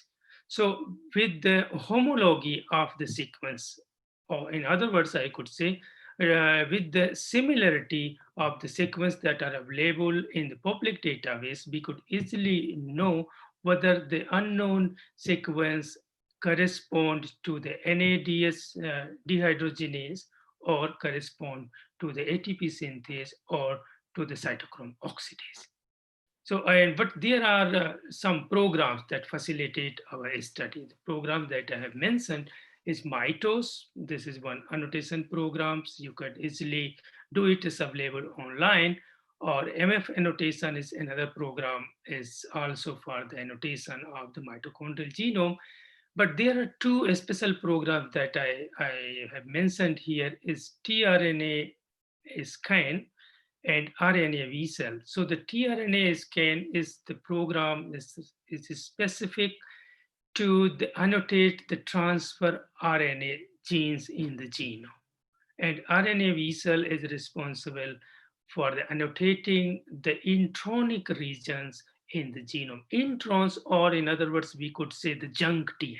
So in a genome, whether mitochondrial or nuclear genome, so there are protein coding genes that has the known function, but there are several sequences that are introns or the junk DNA, we say, they have no function, or we really don't know what are the function of these introns, but they are present there.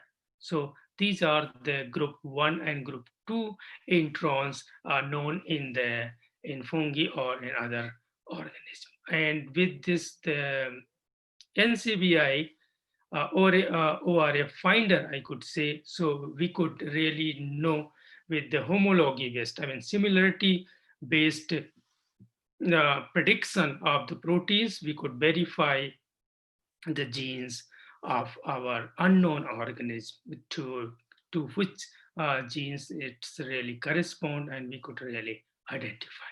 And next. Yeah, okay.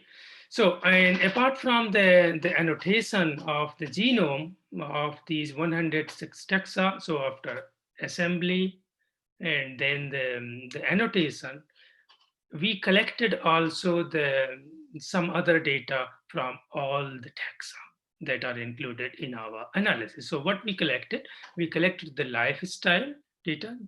I mean, if the taxa is parasitic, saprotrophic, symbiotic. And also within the parasitic, I tried to divide into obligate parasite and facultative parasite. In addition, we collected also the data of life forms. We know the fungi, in fungi, so there are filamentous fungi, yeast form of the fungi, and also dimorphic fungi. Sometimes they from yeast form, they convert to the filamentous fungi. And also there are other fungi that are chytrids, or the zoosporic fungi we call. So we collected all the data, and also we collected the data of host, whether they are animal pathogen, fungal pathogens found in the soil, whatever, and also the genome sizes of each taxa. Total number of genes present in the taxa, total number of tRNA genes annotated, and total number of group 1 and group 2 introns. After collecting all these taxa from 106, all this data from 106 taxa, we put in a statistical analysis. We did two statistical analysis. One is AMOBA and another is KW test of each factor to test the significance, whether these differences that I will show you later are significant or not. So we used the two programs and we did in our version and for these statistical analysis. And next slide. Okay, so these are some results that from the assembly and annotation of all the taxa, all the 106 taxa. So NADS dehydrogenase. NADS dehydrogenase belongs to the complex 1 of the respiratory system. NADS dehydrogenase in our taxa was encoded by all the 7 subunits of the proteins. So in this complex, we found all the subunits. I mean, NAD1, NAD2, NAD3, NAD4, 5, 6, and 4L. So no subunits of the mitochondrial genomes were missing. Next one, please.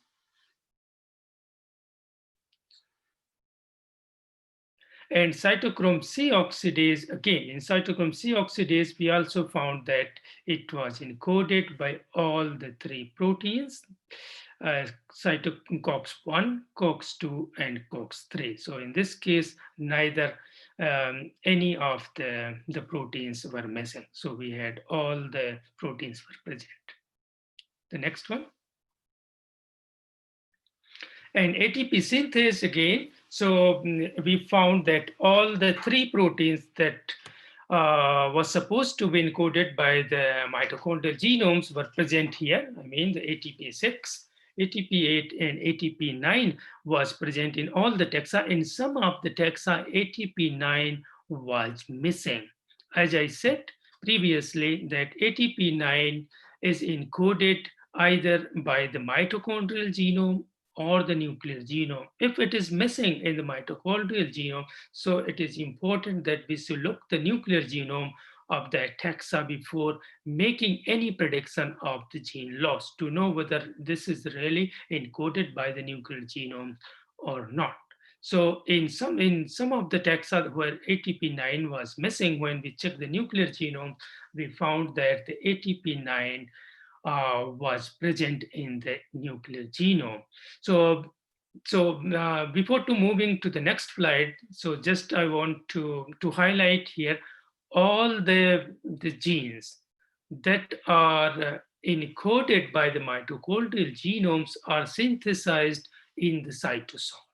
From the cytosol, they are moved to the mitochondrial genomes and then starts their function. Just to let you know. And cytochrome BC1 complex is encoded by the cytochrome B, and it is also present in all the taxa. None of the taxa it was missing in our analysis. So if you could see here, so we have NADS dehydrogenase complex, we have cytochrome C oxidase complex, we have ATP synthase complex, and then we have the cytochrome BC complex. We have all the complexes present in all the studied taxa. So that means, so none of the complex is missing or damaged. So there is no alternate oxidase system detected in a studied taxa. And so, but in the parenthesis, you could see I also put the size of the proteins. I will tell you why I put the size of each and every proteins. So we observed that most of the introns, I mean the junk DNA, was present in the COX-1, cytochrome C oxidase of the 1 subunit that has the proteome size of 1580 base pair. Next slide. So the question that I ask here, going back. The question I ask here, why introns largely infect to the COX-1 gene? So to answer the question, I looked on the protein size of of every subunit. So first I thought maybe that COX-1 has the larger protein size. Due to this, it is infected by the group 1 intron or the introns. But if you look at here in the NADH dehydrogenase on the screen, so NAD5 has now 1950 base pair. NAD2 has 1500 base pair. And NAD4 has 1450 base pair. So there are other proteins that has the similar base pair as the cytochrome C oxidase. So this cannot be explained by the protein size, that the COX-1 has the larger protein size, and due to that it's infected, larger infected by the intron. So we should find other probable answer why the COX-1 protein is infected by the group 1 intron. Yeah, the next slide, please. Yeah. Okay, so if you remember the function of all the complexes that I explained in the beginning in the first slide, so the complex 4, that is the cytochrome C oxidase. The main role of the cytochrome C oxidase is to transfer the electron from cytochrome BC complex to the ATP synthase to complex 4. So this is responsible, or the cytochrome C oxidase is responsible for energy transfer between the cytochrome BC complex and ATP synthase chain. So probably what one of the explanation that I could give here, so why is the higher number of junk DNA are present in the symbiotic fungi is because that probably the symbiotic fungi need more energy to maintain the symbiosis. This could be one of my explanation from my point of view. And due to that reason, the cytochrome C oxidase, where the higher number of introns are present, somehow they pump more electrons to the ATP synthase to maintain the symbiotic relation. Contrarily, this is not happening in parasitic fungi. This is just happening in symbiotic fungi. So this could be one of the probable explanation that we found here in our in this research project, that cytochrome C oxidase probably is infected by high number of introns because the symbiotic fungi need more energy to maintain the symbiotic relation. Next one. Yeah, the next slide. Okay. And if we look at the number of mitochondrial tRNA genes, the transfer genes, in all the taxa that we have studied, we found that the number ranged between 20 to 29. This is the mitochondrial tRNA genes that are present in all taxa, except the chytrids or the zoosporic fungi. Chytrids has the introns that transfer RNA genes between 11 to 15. We could see the high reduction in the number of the tRNA genes in chytrids, and the high reduction in the tRNA genes in the chytrids can be explained by the adaptation of aquatic habitats. As we know, the chytrids are aquatic fungi. So the reduction in the transfer RNA genes may be responsible for adopting the aquatic lifestyles of chytrid fungi. As others of the fungi, they have the mitochondrial tRNA gene between 20 to 29, but the chytrids has the huge reduction in the transfer RNA gene. Next one, please.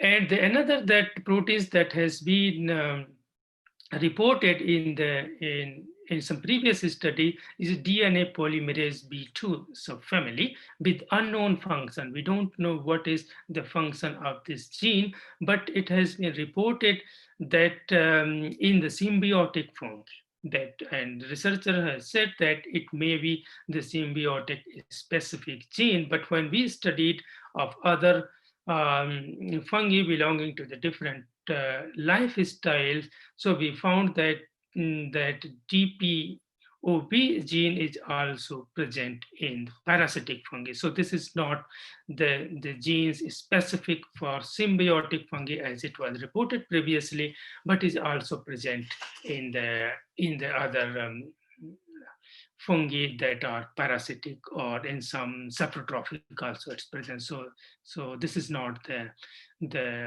symbiotic specific proteins. Next one.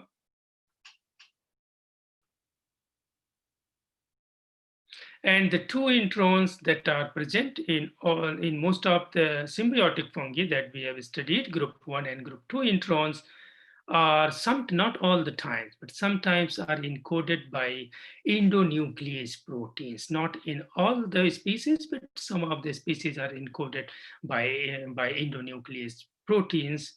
And later we will see what could be the function of these endonuclease proteins in these introns. But just to know that they are encoded by two endonuclease proteins of those the introns or the junk DNA that belongs to the type 1 and type 2 intron. Next one. Okay, so I want to give some examples to you of the mitochondrial genome. As you can see, the mitochondrial genome has the circular nature, and this is the example of Aspergillus fumigatus. Aspergillus fumigatus is an opportunistic obligate parasite that causes a kind of pneumonia in human beings. And if you see the genome size, it's about 30 kb, kilo base pair of this genome. And if you could see in this picture, so all the proteins that belongs to the respiratory system or the oxidative phosphorylase system are represented by yellow in color. So I mean, these are all the coding system, and the genes that belongs to the ribosomal DNA are highlighted in red color. So we will see, you could easily see that Aspergillus fumigatus, all the proteins of the respiratory system is present in this one. And apart from this, there are two genes, that is the large subunit and a small subunit is also present in this one. Next one, next slide. And here again, this is the trichophyton. I give an example of trichophyton as the 24 base pairs, I mean the 24 kb, the genome size. And this is the dermatophytes that we all know. The trichophytons is the dermatophytes. The causing the ringworms in human beings is also obligate parasite, and the genome size is relatively smaller, and practically we see practically no intronic regions. I mean, all the proteins of the oxidative phosphorylase system were present, but introns were totally absent in this group of fungi. The next one. Yeah.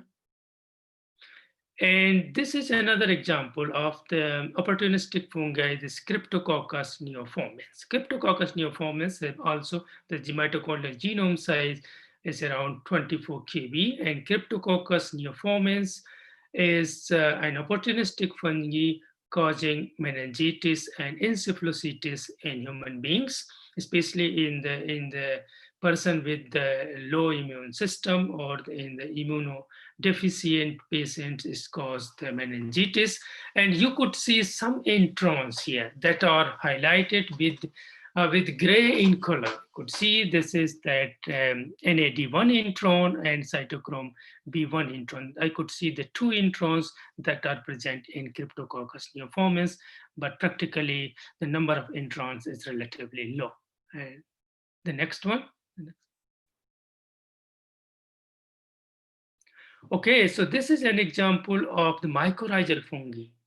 That is the symbiotic fungi, the mycorrhizal, the glomus called the symbiotic relation between the roots of the angiosperm and the fungi. So this is the mycorrhizal fungi causing the mycorrhiza has the larger genome size. It is around 70 base pair. You could see the genome size of this 70 base pair, and you could easily see that this is the fragmented DNA. All the genomes are fragmented and infected by the high number of the introns. You could see here the high number of introns are present in the COX-1 intron. Although you could see the introns present here, COX-1. In this group, some introns are present in the ribosomal RNA belonging to large subunit, and some are also present in the cytochrome B complex. But a high number of introns were present in the cytochrome C oxidase in the symbiotic fungi. The next one. Yeah, the next slide. Okay, and this is another example of the symbiotic fungi. This the Peltigera that form the symbiotic association with algae forming a lichen. So this is the lichen forming fungi. And in this also, the genome size is relatively large. As you could see, it has around 62 base pairs, kilo base pair of the genome size. And again, the COX-1, the cytochrome C oxidase, infected by the high number of introns that belongs to the COX-1 intron. There is also some introns in cytochrome B. Some are again in ribosomal RNA. Some are also in the NAD5. But the high number of introns were present in COX-1 intron. Just I wanted to give you a couple of examples to you, just to show where are the introns we found that were present in the mitochondrial genome. So as you could see, the parasitic fungi has less number of introns or practically missing. Symbiotic fungi has the high number of introns. Next one, please, the next slide. Okay, since it is not possible to show all the examples, what I put here a graphical representation of all the species studied in this project and compared the genome size with the lifestyle, that is symbiotic, saprotrophic, parasitic, and biotrophic fungi. These are all the lifestyle. Biotrophic fungi are the fungi that do not kill the host. That are the typical example is Puccinia graminis. It behaves like a symbiotic fungi. And also we put the total number of genes here in this comma, transfer RNA gene and group 1 intron. So as you could clearly see in this, with the genome size and correlation with the lifestyle, here the symbiotic lifestyle comparing with the parasitic lifestyle, you could see the clear difference in the genome size between symbiotic and the parasitic lifestyle, whereas the other lifestyle, the genome size is overlapped. And in the total number of genes also, we could see the difference between the parasitic and the symbiotic fungi, and others lifestyle also the total number of genes were overlapped. In the tRNA genes, if you see practically no difference in none of the fungi with the different lifestyle. Group 1 intron, again, we could see the huge difference between the symbiotic and the parasitic fungi. Yet symbiotic and parasitic fungi, but not others. The others, the number of group 1 intron were overlapped in other group of fungi, but not in this two. The next one. Okay, so this is the comparison of the life forms, as I said. So we collected the data of fungi belonging to yeast, filamentous fungi, dimorphic fungi, and chaeterids. If you see the genome size overlapped among all the life forms. There was no differences in the genome size And in the total number of genes also, practically they overlap among all the life forms. Group 1 intron also overlap among all the life forms, but we see the difference in the transfer RNA genes. So chytrid zoosporic fungi had the less number of tRNA gene comparing yeast, filamentous, and dimorphic fungi. So tRNA gene is correlated with life forms, but not with the lifestyle of the fungi. The next one, yeah. The next slide. Okay, and so I also wanted to check whether there was any correlation between the different hosts. So we encoded the data. The host was parasitic, parasite were plant pathogen, animal pathogen, insect pathogen, or they were found organic material or aquatic fungi. So these were the different hosts we encoded and tried to correlate with the genome size, total number of genes, group 1 intron and transfer RNA genes. But practically, we see no differences between the host and the genome size, total number of genes, group 1 intron tRNA genes. They all overlapped. So practically no correlation with the host between host and all these 4 factors that we have analyzed. The next one, yeah. The next slide, yeah, okay. So this is the results of our test that we did with ANOVA and KW of each factors. So the significance test, you could see here in the lifestyle, so the genome size, total number of genes and introns were significant, whereas the number of tRNA genes were non-significant. And in the life forms, it is really interesting to see that the genome size were non-significant with the life forms, and the number of group 1 introns also were non-significant with the life forms. So we see the differences that we found with the lifestyle is statistically significant with the genome size, number of introns, and total number of genes. So we could trust on our results, whatever we have found, that not only we see the differences in the graphical representation, but also in a statistical analysis, they are significant. The next one. So as I said previously, the introns or the junk DNA, so these do not encode protein products. So since they do not encode protein products, so their functions are unknown. So we really don't know what are the function of these introns, but they are there, they are present. And the introns are the regions that receives the high mutation. The high percentage of the mutation, higher mutation rate are present in the introns that do not encode the protein products.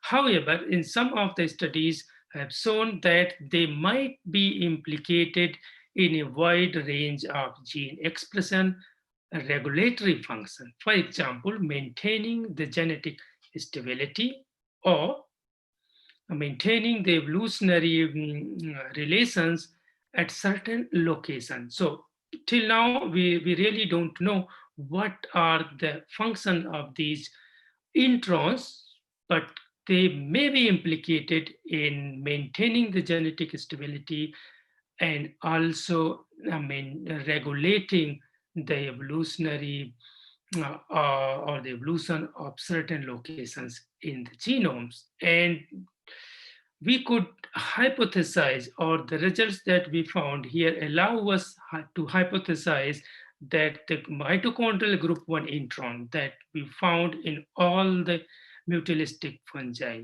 may be implicated or may play an important role in maintaining a stable mutualistic relation in the symbiotic fungi. The next one. So this is the time to conclude. So I am now over time passing. So I will quickly go to the conclusion. So the one of the conclusion that I could say, all the genomes that were analyzed had all the functional proteins. None of the functional proteins were missing in our taxa. So no alternative oxidase system were found. And the mitochondrial genome size of the mutualistic fungi were significantly larger than parasitic fungi. The next one. Yeah. The next slide. Can you hear me? Yeah. And the group 1 intron, we could say the group 1 intron were common in mutualistic fungi, mainly found in COX-1 gene. We do not know why these introns infected the cytochrome 1 oxidase. So this question remains open for bioinformaticians to figure out why the group intron infect the COX-1 gene, but from the functional perspectives, we could say that this could be implicated in maintaining the symbiotic relation. And the correlation of group 1 intron with the genome size were also significant, as we have shown in our previous slides. Yeah, the next one. Okay, the lifestyle were significantly correlated with genome size, total number of genes, and the number 1 introns. However, the life forms, that means the yeast, filamentous, and chytrids life forms were not correlated with the genome size and total number of genes, and neither the correlation were significant. So we could say the lifestyle is significantly correlated with genome size in the fungi. The next one. And the mitochondrial genome. In the mitochondrial genome, the group 1 intron may be implicated in maintaining mutualistic relations in the symbiotic fungi. However, there was less intron found in the parasitic fungi, and since no relation were found with the parasitic fungi and the number of introns, so we could discard that the reduction of the group 1 intron may be responsible for adopting the parasitic lifestyle of fungi. We don't know why the adaptation of the parasitic lifestyle of those fungi, but we could say that the group 1 intron may be implicated in maintaining stable mutualistic relation. The next one. And okay, so before closing our session, my session, so I would like to acknowledge all these funding agencies that supported this project, especially our group, that is the Systemol group, research team, and our university and the Spanish ministry, and also there's the Fulbright program and the European Union. So all these funding agencies that supported this project and provide funding to carry out the research. And I thank you all for listening me. And now I stop talking and will be open for answering the question. Thank you.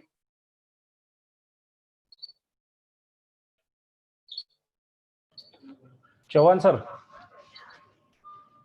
Chauhan sir. Hello. Hello. Chauhan sir. Chauhan sir, the mute is. Chauhan sir, can you hear me? You hear me? Yes, please, sir, please. Hello? Yes, sir, I can hear you. Please, sir. Please go ahead. Can you see me? I'm audible to you? Yes, sir, you are audible, sir. Please go ahead, sir. Okay. Just I'm here to conclude the session. You start your video, sir. Yes. Hello? Yeah, can you hear me? Hello? Yes. Yes, sir, we can see you, please. Well, thank you so much, Dr. Pradeep. You have given your valuable remarks with huge data regarding the large mitochondrial genome size, which really how it is positively linked to with the different kind of fungi, especially when we are talking about the different group of fungi, such as symbiotic fungi, parasitic fungi, and others also. The the data what you have is a very scientific one, and the information what you are given is very useful to the budding scientists, especially those who are working into the parasitic as well as the symbiotic fungi from a different corner of the world. Now, we are here to conclude this session. In this technical first session, we have two lectures with an eminent scientist. One is Professor Aminananda from Chennai, and another just lecture what we did with Pradeep Kumar Divekar from Spain. Both the lectures are really interesting. Both the lectures are very much informative, and they give the proper justice, and they open a new avenue to the budding scientists, especially in the field of plant sciences. As the organizers really given a very nice theme regarding this national conference of emerging trends and challenges in life cycle. I'm really thankful to the organizer. I'm thankful to the president and the secretary of the institution of Indraj Mahavidyalaya, as well as the person behind this entire conference is Dr. Principal P.P. Sharma, Shailendra Amboriji, Rupali is also there. I can see Rupali also, and Dr. Kakasaheb Badar also. I'm again thankful to you all for giving me the opportunity to chair this session.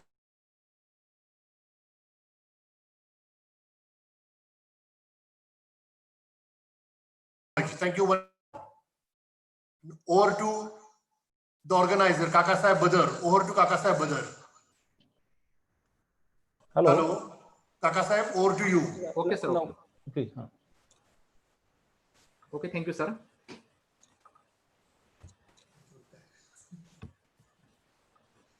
Good afternoon to everyone. I, Dr. K.V. Badar, the co-convener of this two-day international conference, to be here to propose vote of thanks. At the very outset, I very gratitude to respected my guide, Professor Ashok Chavan sir, for chairing this session, this plenary session. Your presence is grace for this occasion, as your expertise in the subject of botany. Your views and comments are more valuable for us. So this again, I express sincere thanks to you, sir. In the plenary session, we have two resource persons. One of the is from Chennai, Professor Animananda, Madam from Satyabhama Institute of Science and Technology, Deemed University, Chennai, Tamil Nadu.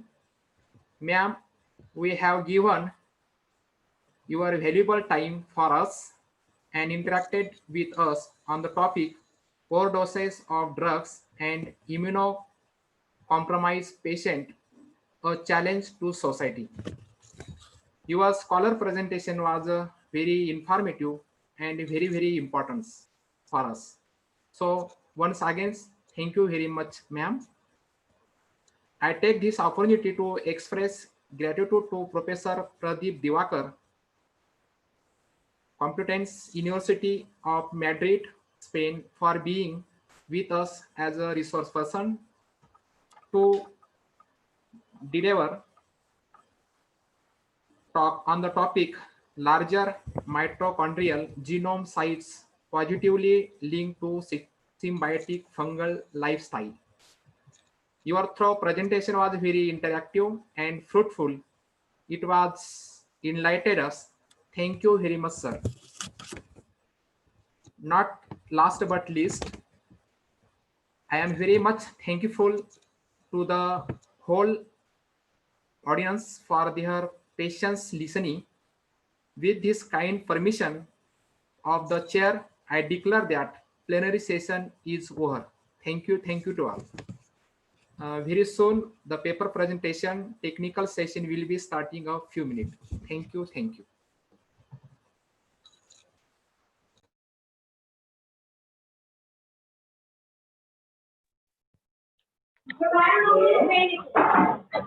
Thank you, Professor K.V. Badar, for the vote of thanks. Now we have the paper reading presentation. For this, we have Dr. Kakade sir from Mumbai for his presentation and further paper reading presentation session. I would like to invite the convener of the seminar, Dr. Shailendra Singh, and hence I give some instructions to the participant that if you have any queries, any doubts, any clarifications from resource person, their email IDs will be provided on our WhatsApp group. You may communicate with him regarding any queries, any questions, any doubts on their emails particularly. So I invite Dr. J.S. Ambore sir to take the charge, invite the resource person for the coming session. Over to you, Ambore sir.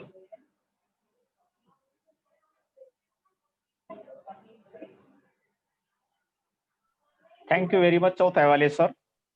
We are listening continuously since morning. After fruitful plenary session, we are going to start the technical session. For this technical session, we have a chairman, Dr. Umesh Kakade. Dr. Kakade sir, can you hear me? Hello? Hello? Hello? Dr. Kakade sir. Dr. Kakade sir is working. Wait a minute, sir. He will be joining. Wait a minute. Okay, okay. Now he is with us. Dr. Ambore, Dr. Kakade is with us. Okay. Dr. Umesh Kakade sir is presently working in the Institute of Science Mumbai, affiliated to Dr. Homi Bhabha University, Mumbai. Dr. Umesh Kakade is a research guide. He is guided 5 research students, and under his able guidance, 6 students are working for their PhD degree.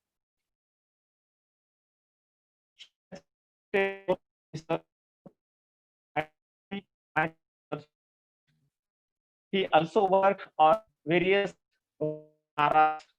committees. Now he is with us for this technical session as a chairman. And for this technical, we are inviting Dr. Abhay Salve sir. Dr. Salve sir. Hello, Dr. Salve sir. Sharma sir, I think he is not. Aega. Right, sir. Okay, so we will continue. Sir, he is not in meeting room. Now we are searching. We are searching in meeting room. Okay, okay, sir.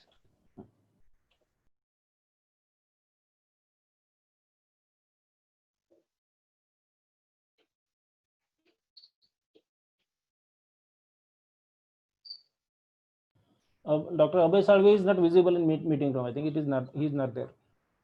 Okay, stop. I continue, sir. Okay. So I invite to Dr. Umesh Kakade sir to conduct this technical session. Dr. Kakade sir, please take a charge for this technical session.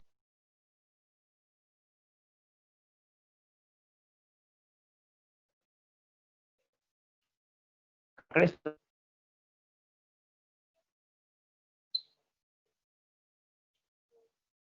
Sharma sir, he is online. Hello, can you hear me, sir? Yeah, sir. Take a charge of this session. Yes, sir. Yes, sir. Yes, sir. Welcome. At the outset, on behalf of Indrajit College and the entire organizing team, I welcome you all in this session. First of all, I would like to request all the participants to keep your mic mute so that everybody can get the clear voice. Only presenter can unmute their mics at the time of presentation. Now, I would like to call upon Mr. Hitarth Changani to present their work on in silico and in vitro experiments to explore mechanistic action of Litzia glufinosa. Over to Hitesh. Sorry, Hitarth.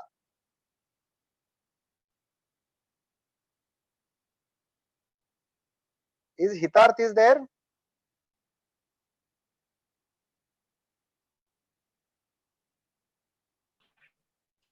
All other person. So if he is not, Is Hitarth is there online? Sir, he will be there. Within a minute, he will be there. Okay. We'll wait. let him search.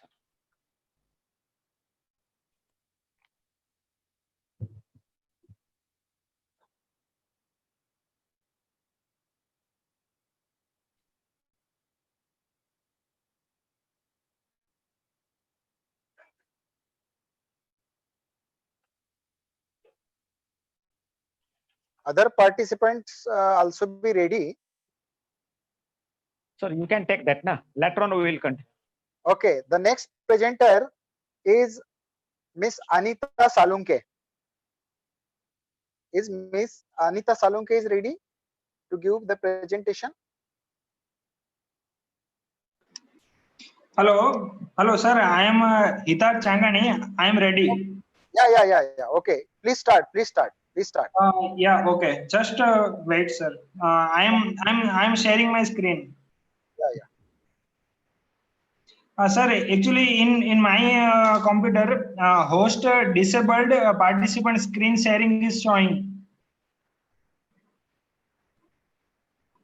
Hello, Mr. Hitarth. Now you can try. Okay.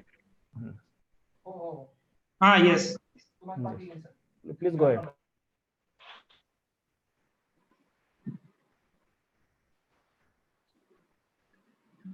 Are you able to see my screen? Yeah. Okay. I would like to present our work and titling it's in silico and in vitro experiments to explore the mechanistic action of a Litzia glutinosa. I am Hitarth Changani under the guidance of a Professor Pragna Parikh. Okay. So let's start with the disease osteoporosis. So it is a disease which results because of the low bone mass density, which leads to the bone fragility, ultimately which increases the risk of a fracture. Osteoporosis affects approximately 200 million of people worldwide. And there are many factors which affect the bone density, including the aging, low sex hormones, low calcium concentration, etc. If we talk about the remedies of a osteoporosis, there are majorly two remedies are available, which includes the bisphosphonate and the hormonal replacement therapy. But these remedies comes with its adverse effects also. As per the current report, bisphosphonate is associated with the hypocalcemia, hypophosphatemia, osteonecrosis of jaw, and the hormonal replacement therapy is associated with greater risk of breast cancer than cardiovascular diseases and the thrombosis. So, because of this, from last decades, people have started focusing on herbal therapies. There are many herbals which are known for the treatment of various diseases, including the osteoporosis. Am I audible, sir? Yeah. So one such herbal is Litzia glutinosa. Just 1 second. Yeah, one such herbal is Litzia glutinosa. Litzia glutinosa has been studied for its antibacterial effects, then anti-hyperglycemic effect, and anti-hyperlipidemia effects. So, if I talk about our lab, Litzia glutinosa has been extensively studied in vitro as well as in vivo studies. For example, we have studied Litzia glutinosa in OVX rat and in which is osteosarcoma cell line for its anti-osteoporotic property. So, if we talk about the methanolic extract of a Litzia glutinosa, which was basically studied for this anti-osteoporotic property, Litzia glutinosa methanolic extract has been identified to contain many bioactive compounds through the GCMS technique. So all these bioactive compounds includes like androsten, then crenamine, crenamolin, then thiocoumelin, and gestonoron. So we actually wanted to see at which potential target protein these bioactive molecules are getting bind. So we conducted a working study. For this, we use the online Swiss target prediction software so that we can identify the potential human target protein. So out of these, we observed that there are 3 molecules which showed the higher affinity with the human proteins, which includes the androsten, cinnamolin, and the gestonoron. So if I talk about the target binding proteins, then the androsten, cinnamolin, and the gestonoron showed the binding affinity probability with the androsten receptor, cytochrome P450, then dopamine receptor and transporter, and the glucocorticoid receptors. So whether these in silico results are true or they are really affecting in practically also or not. So that to validate these in silico results, we conducted an in vitro study in which we treated the cells with the algae extract. So for that, we selected these target proteins for its gene expression study. So as I said, in vitro study, we treated SaOS2 osteoblastoma cell line with the algae methanolic extract in 3 different doses, like 50 microgram per ml, 100 and 250 microgram per ml. So post treatment, total RNA was isolated with a triazole method. Then cDNA was converted, and the total transcripts were analyzed using the qPCR using delta delta CT method.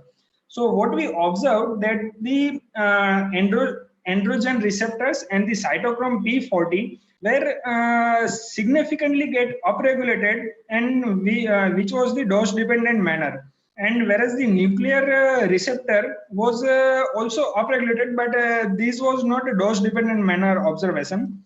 And if I talk about the other proteins, then dopamine transporter and the dopamine receptor were also getting upregulated dose dependent manner, and the glucocorticoid receptors were getting downregulated in a dose dependent manner. All these observations were significant actually. So if we discuss, then the upregulation of an androgen receptor, then cytochrome P450, dopamine receptor, and the transporter indicates that LG, Litzia glutinosa bioactive molecules have a role in upregulation of these proteins in osteoblasts.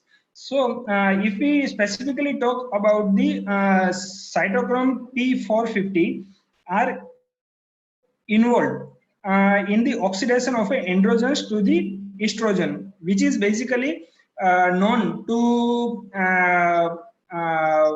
format the bonds. I mean, estrogen is very well studied and known for its bond forming activities. Besides this, the dopamine is also known to enhance the proliferation of MC3T3 osteoblastic cell line, which is a mice cell line. Now, if we talk about the downregulation of glucocorticoid receptors, then glucocorticoid is known to enhance the osteoclastogenesis. So basically, to increase the growth or a proliferation of a osteoclast, which is basically bone resorption cells. So in Litzia glutinosa crude, testosterone shows the affinity towards the glucocorticoid receptors, and downregulation of a glucocorticoid receptor supports the anti-osteoporotic property of a Litzia glutinosa. So by showing and discussing these results, we can conclude that Litzia glutinosa components are affecting the expression crucial genes and which are mainly involved in the various signaling pathways of bone formation. And in this way, Litzia glutinosa is showing its anti-osteoporotic property. So in this way, Litzia glutinosa showed a possible mode of action by affecting the candidate genes, which indirectly regulates this osteoblastogenesis. So I would like to acknowledge the authors are thankful to the Department of Zoology, MS University of Baroda, to allow us to conduct our research in the lab. And I personally would like to thank our guide and mentor, Professor Pragna Parikh, and our senior and lab colleagues, Dr. Parth Pandya, Bhumi Thakkar, Ankita Salunke, and Linta Paulson. Another, I would also like to thank the Department of Botany, Indraraj Arts, Commerce and Science College for allowing us to present our work. Thank you. Hello. Thank you. Thank you, Hitarth, for a very nice yes, presentation. Thank you. If anybody has any question, if anybody have any question, kindly make your question in the chat box so that Hitarth will let you know about the answers to Yes. save the time. I would like to call upon next presenter, that is Miss Anita Salunke. She is here. Is Anita Salunke is online?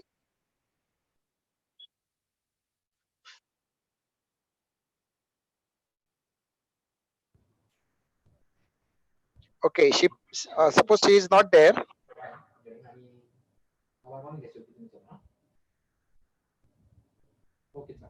Okay, next go to next presentation. Linta Paulson is there online. Miss Linta.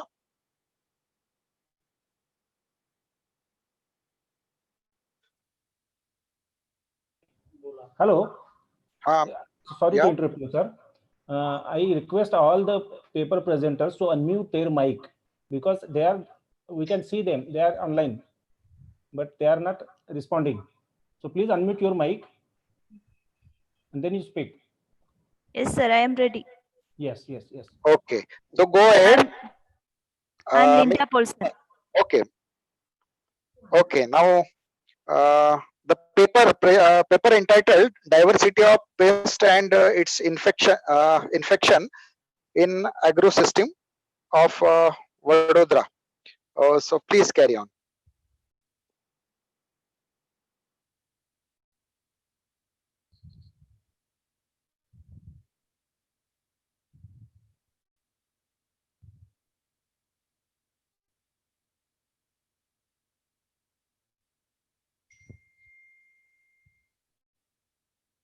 Sir, mine is a poster presentation. Okay. Thank you, thank you for all of you to giving us this chance to present our paper. Our topic is diversity of pest and its infestation in agroecosystem of Vadodara.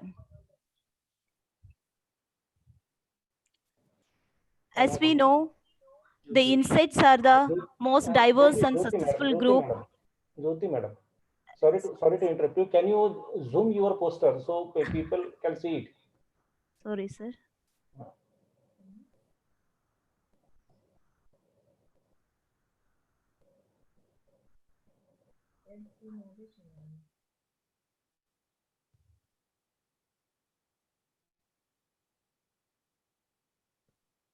Is it full screen?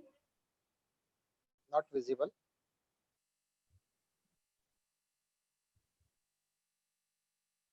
Wait.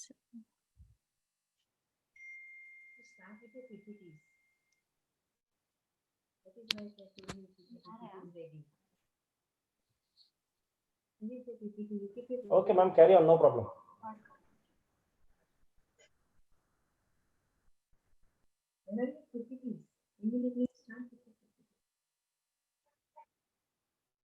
Please carry on. Please carry on. Yes, sir. So insect comprises most diverse and successful group in our planet. As phytophagous insects that coexist complex relationship with the plant community, and insect pests are the nowadays it's a crucial threat to the agriculture yield and even the health and wealth of the human being. Many scientists have proved that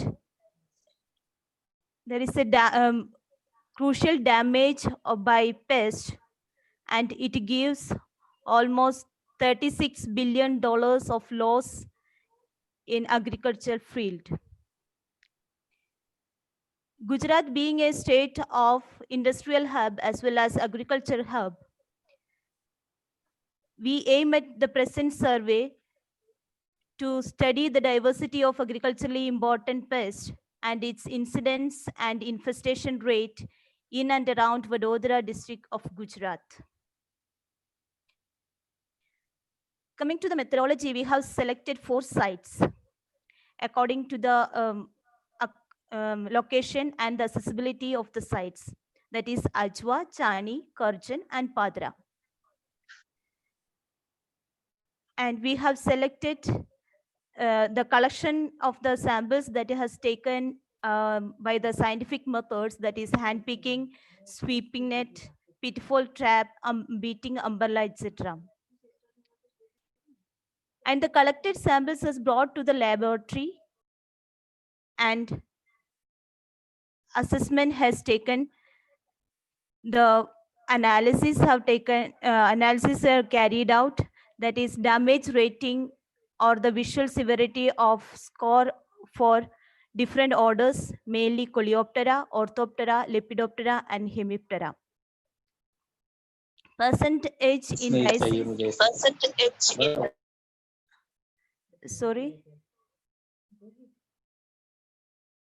sorry, sir.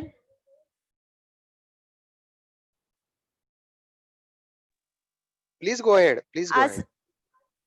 As we got the result from our studies, we got 163 pest species belonging to 4 orders, that is Coleoptera, Hemiptera, Orthoptera, and Lepidoptera.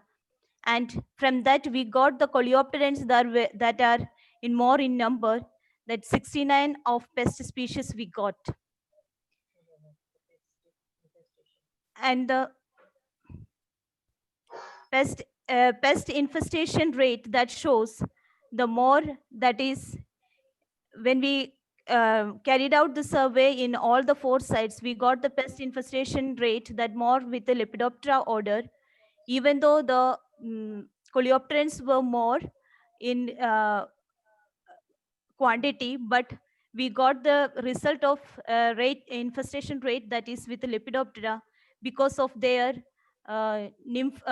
larval stage, voracious, as the larva is a voracious eater.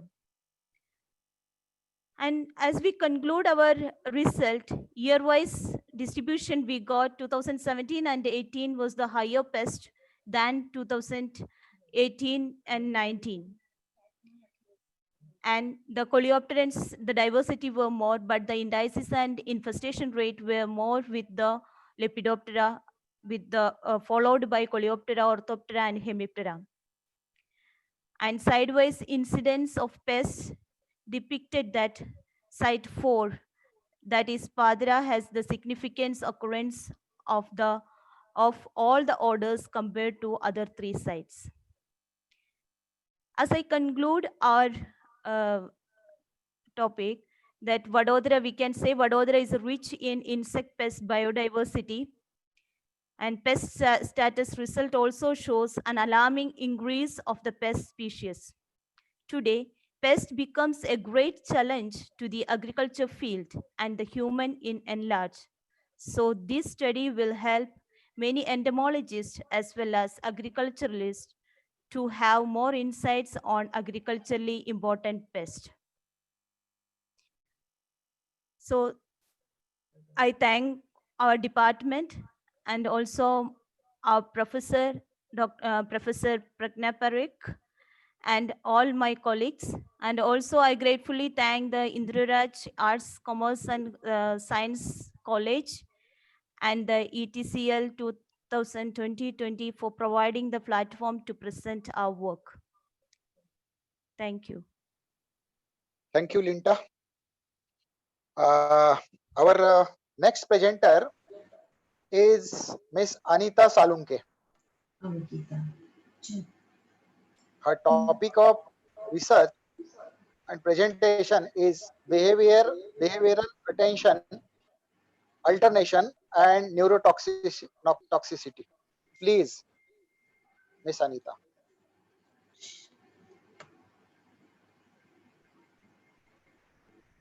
I'm not able to share my screen. Can anyone help me out? Oh, wait. Please try again. Try again. Please try again. Yes, sir. Go ahead.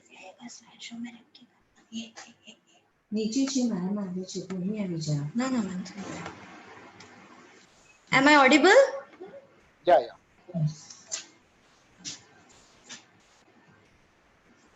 Okay, so good afternoon, one and all.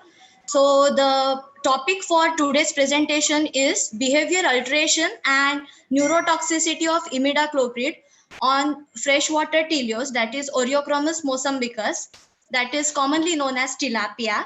My name is Ankita Sanuke, and I have done this work under the guidance of Professor Pragna Parikh, Department of Zoology, Faculty of Science, MSU, Baroda.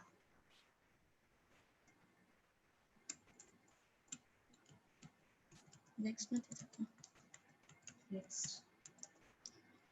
Just a minute. I cannot.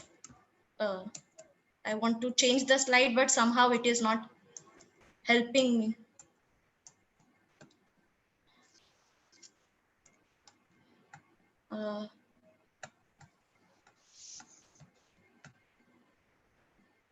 Yes, thank you.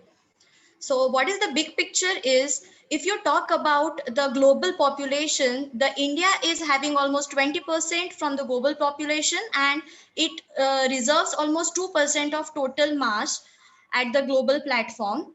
And the global population is expected to cross 12 billion by 2050. To cope up with this increase, we need to increase our food need by almost 70%.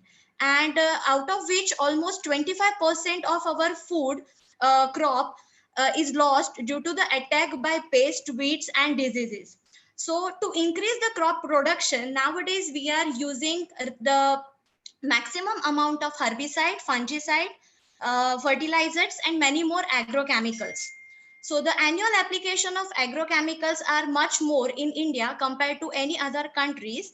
So due to its low cost and broad spectrum toxicity, almost more than 1 lakh tons of pesticide has been applied in India alone. So if you talk about whenever you are applying the agrochemicals, the agricultural runoff takes place, that is from diffuse contamination and point source contamination. And because of that runoff, it gets transported and gets accumulated in our ecosystem, in the atmosphere and the environment. As the food, as the fish is becoming the major source of food for the protein, it links this bioaccumulation of agrochemicals to the non-targeted species, which consumes it as a primary source of food. So imidacloprid is one of the most used and known neonicotinoid insecticide and the most widely used pesticide worldwide. The several damage to the mitochondria and the rough endoplasmic reticulum is known. Its effect neither restricted to acetylcholine receptor blocking nor to the insect. There are reports which suggest it may cause the major harm to the non-target species also. So the overall experimental design is such that we have taken the fish from the pure brooders of Vadodara, and we have acclimatized. Before that, we dip into 1% KMNO4 solution for disinfectant. Then we acclimatize for 15 days. We check the LD value, that is the lethal dose for the imidacloprid, and the LD value for this is LD50 is 0.7 ppm. And based on that, we studied further for the sublethal studies. We used to give the commercially available food to our fishes. So this is the overall experimental design. We have placed 3 groups: control, imidacloprid low dose, that is 1/20th of our LC50, imidacloprid high dose, that is 1/10th of our dose. So after this dose, the sublethal effect after 14 days, we have checked, and we have done the behavioral study after for 15 days, organosomatic indices, histology of brain, acetylcholine esterase activity from the brain. So in the behavior study, we have observed the visual observation, and we have checked the behavior like jerky movement, hyperactivity, restlessness, loss of equilibrium, fin movement, as well as the mucus secretion. In our study, we have continuously observed the experimental fish for 15 days.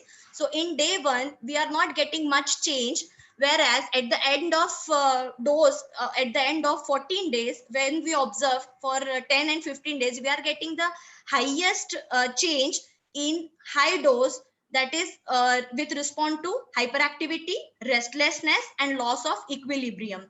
So we are getting much of the differences in case of high dose compared to low dose. So we can predict that the imidacloprid effect on behavioral alteration is dose dependent.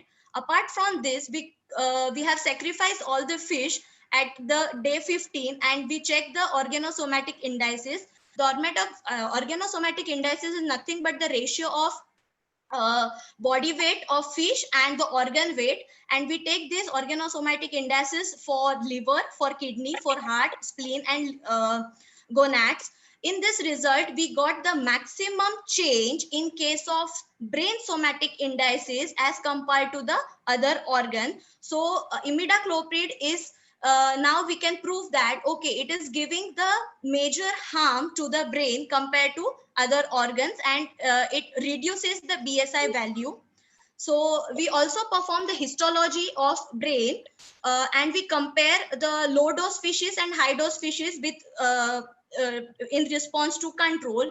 What we have observed is with respect to control, we have observed most of the necrotic changes, and micronuclear infiltration was found to be seen in LD and HD. Moreover, some degenerative changes and the mitonuclear infiltration as well as the degenerative changes were observed, that is maximum in case of high dose compared to low dose. So based on that, we also did the acetylcholine esterase activity from the brain. So the acetylcholine esterase, we all know that is the enzyme which is responsible to convert or to hydrolyze the acetylcholine, right? So acetylcholine esterase activity shows us the lower the value of LD and much more lower value of HD compared to the control, which suggests the inhibition of acetylcholine esterase causes the accumulation of acetylcholine in the neuromuscular synapses as well as the nerve synapses, which creates the abnormal result. And the most important of that result is the hyperactivity because of the hyperstimulation or the overactivity, which leads to the fish to change the behavior such as restlessness, the jerky movement, and many more behavioral changes. So based on that, in this study, the acute toxicity effect of imidacloprids was studied in response to organosomatic indices, alteration in behavior pattern, and histological changes. On exposure to imidacloprid, we have observed the damage to the normal histopathological changes and changes in the cellular architecture of brain. Frequency and tendency of tissue lesions in histopathological changes was dose dependent, and changes in the behaviors, especially hyperactivity and restlessness, were observed. Neonicotinoids act by binding the nicotine receptor and it influences the synaptic transmission. And similar to acetylcholine, the neonicotinoids can bind and activate its receptor, but they cannot cause the deactivation of acetylcholine esterase. This leads to the overstimulation of nervous system. Because of that, we could observe the hyperactivity and the behavioral pattern changes in the fish, as well as the cell death in histopathological changes in the brain. So we concluded that the sublethal concentration of imidacloprid led to the neurotoxicity and the fish were found to be highly stressed. Therefore, it is necessary to carry out the field study where we can check the fish health status and the imidacloprid residue in that environment. Furthermore, the monitoring of acetylcholine esterase level can be used as a well supported marker for imidacloprid neurotoxicity in fish in general and tilapia in particular. So I would like to thank the authors are greatly thankful to Department of Zoology, Faculty of Science, the MSU University of Baroda for providing the facility for doing the work. We show the gratitude to Department of Botany, Indraraj Arts and Commerce College, Aurangabad and ETCLS 2020 for providing the platform to present our work. Thank you. Thank you, Anita. Now, I would like to request Salvi sir to join this session. Hello. He's the chairman of the session. Yeah. Kakade sir. Yeah. Hello. Kakade sir. हाँ बोला. Hello. हाँ बोला ना बोला. Kakade sir. हाँ. Hello sir. Yes, yes. Sorry to interrupt you, sir. Okay. All presenters should take a note. You have only 5+2, total 7 minutes for your presentation. So you manage your time, 5+2 minutes. Otherwise, our judge or chairperson will interrupt and tell you that your 5 minutes over, and after 2 minutes you will complete your paper presentation. So initially, Dr. Abhay Salve.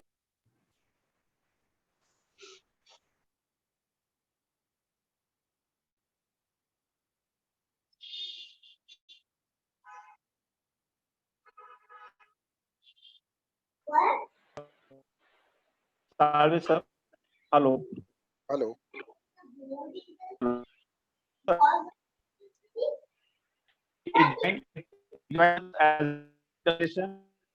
Sir, you will continue. Okay, sir. Now, next presenter, next presentation is from Mr. Sumed Kharat. This Sumed Kharat is there online. Mr. Sumed Kharat. Yeah, he is there. Yeah. So his topic of research is impact of chemical fertilizers and pesticides on the soil. Please, Mr. Sumed.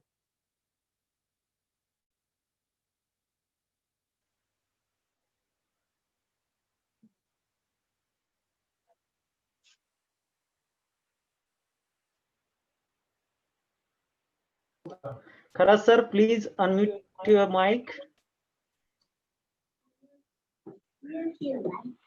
Unmute your mic. Mute. Mute म्हणजे बंद करतात.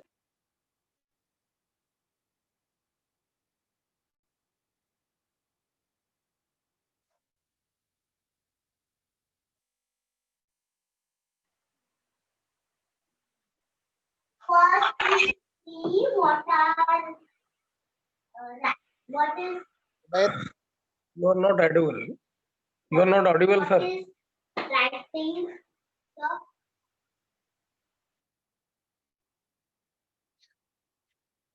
Mr. Sumit is there online? Kakade sir. हाँ. Kakade sir. हाँ बोला ना. Sumit is unable to share his slide. So okay. He will present it orally. Okay. Sumit, you start. Please start, Sumit. bola. Sumit can start.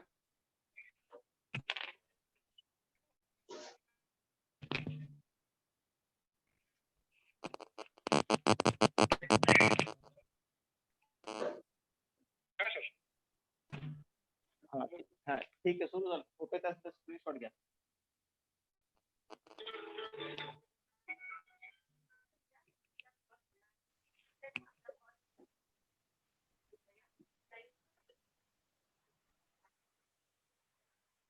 Okay, I think some technical problem is there.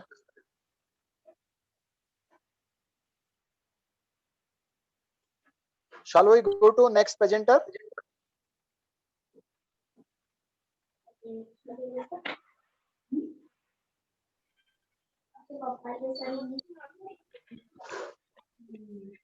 Okay, we'll go to next presenter, Miss Bhumi Thakkar. Miss Bhumi Thakkar is there online?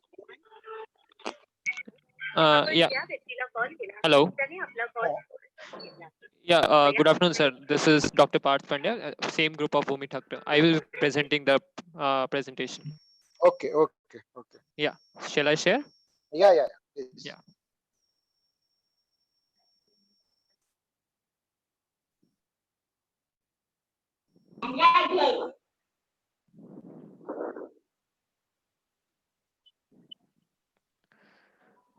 Yeah, sir. Are you able to see the screen? Yeah.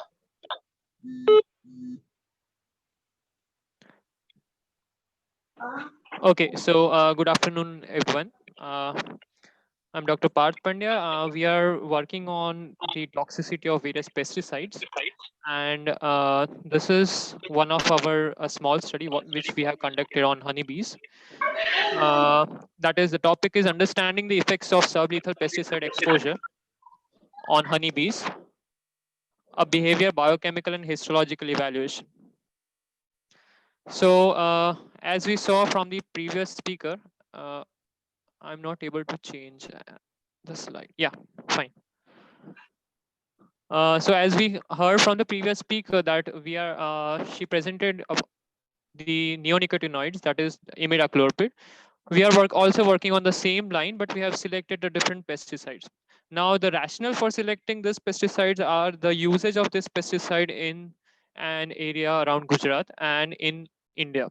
So a survey was first conducted where the pesticides, how much the pesticides are being used, and on the basis of that, the studies were being conducted. So in this study, basically two pesticides were taken into account. One was acetamiprid and second one was thiomethoxam.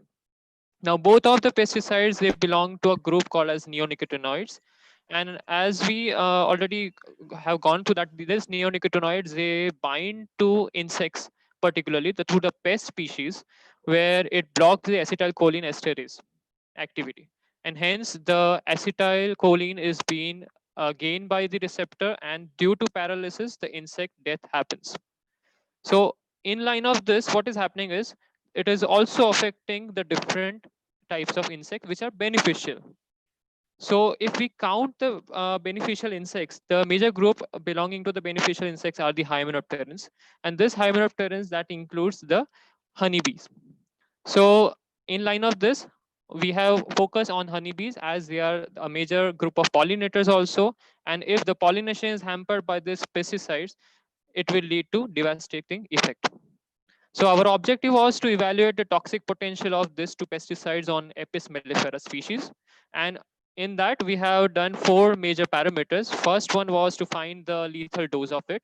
Second one was to study the behavior responses of pesticide towards honeybees towards the pesticide. Third was the histological changes, which we have done. And the fourth one was the antioxidant species generation. So for that, we have taken the adult worker bees, and which was being collected from the apiary, and it was being transferred to a wooden cage, and a laboratory condition was provided. Firstly, it was starved for 2 hours, and then after it, a sucrose solution was provided according to the manual, and the test chemical of different concentration was given in the feeder.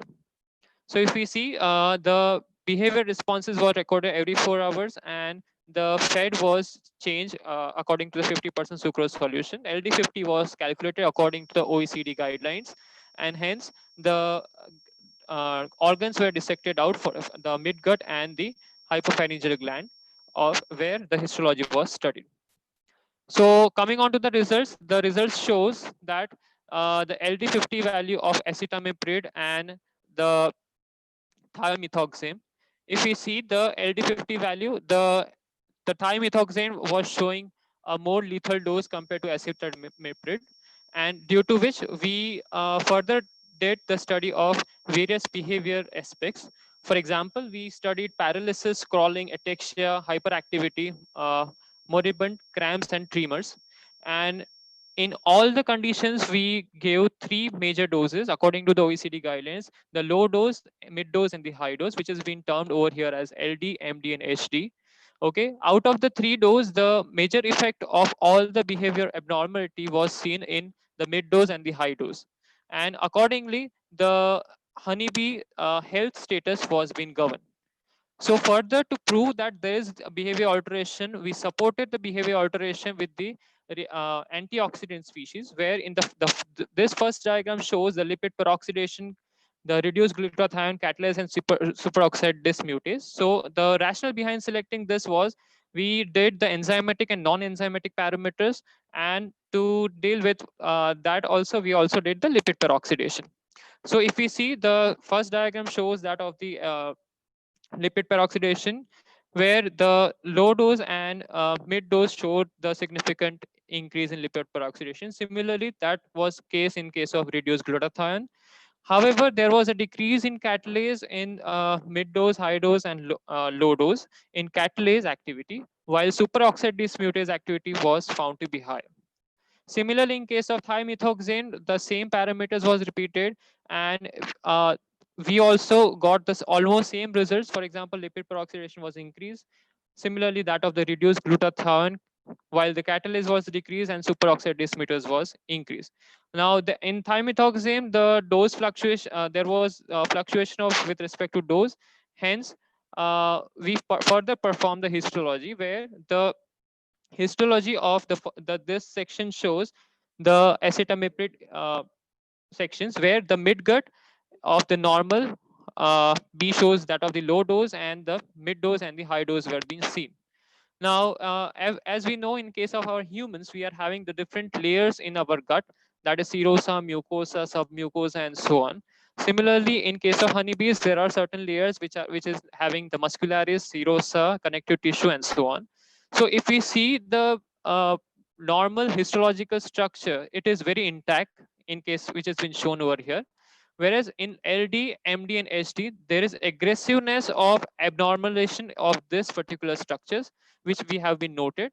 And apart from that, there is also vacuolization and necrotic nuclei, which has been seen in case of high dose particularly.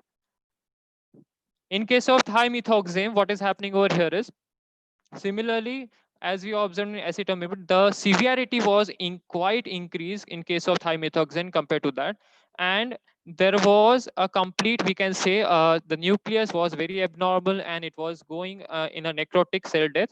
And there was also infiltration of various macrophages, which was also been noted. Likewise, for that of hypopharyngeal gland, the hypopharyngeal gland majorly we looked onto the ducts and the vascularization, and how the nuclear shape is being changed. The severity was found in case of high dose more in acetamiprid, whereas in case of thiamethoxam, it was found from the mid dose itself, and the high dose was representing the highest severity. So concluding the study, what exactly we meant to say over here is that this insecticides, they are being used in a rampant use in Gujarat, and in India, it is very largely used. As the neonicotinoids, they are one of the major new molecules. It has certain classes. For example, the first speaker spoke about imidacloprid. We are also dealing with the thiamethoxam and acetamiprid. It shows its toxicity to non-target species.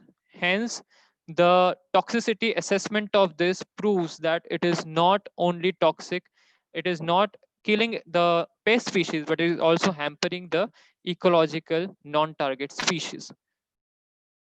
So with this, I end the presentation. I am thankful to the lab mates and our guide, Professor Pragna Parikh. I'm also thankful to the organizers, Dr. Ambore and Dr. Sharma, for giving us chance to present our work. Thank you. Thank you, Parth, for a very nice presentation. Now, I would like to call upon Mr. Sumed.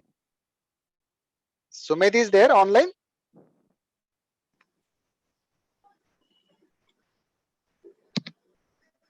Mr. Sumed Kharat.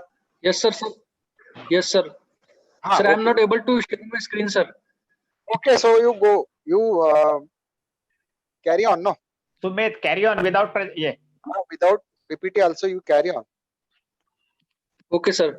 Sir, my topic name is the impact of chemical fertilizers and pesticides on soil. Abstract. Soil is one of the most important ecological factor. It is the outermost layer of earth, crust and reservoir of minerals which are essential for living organisms.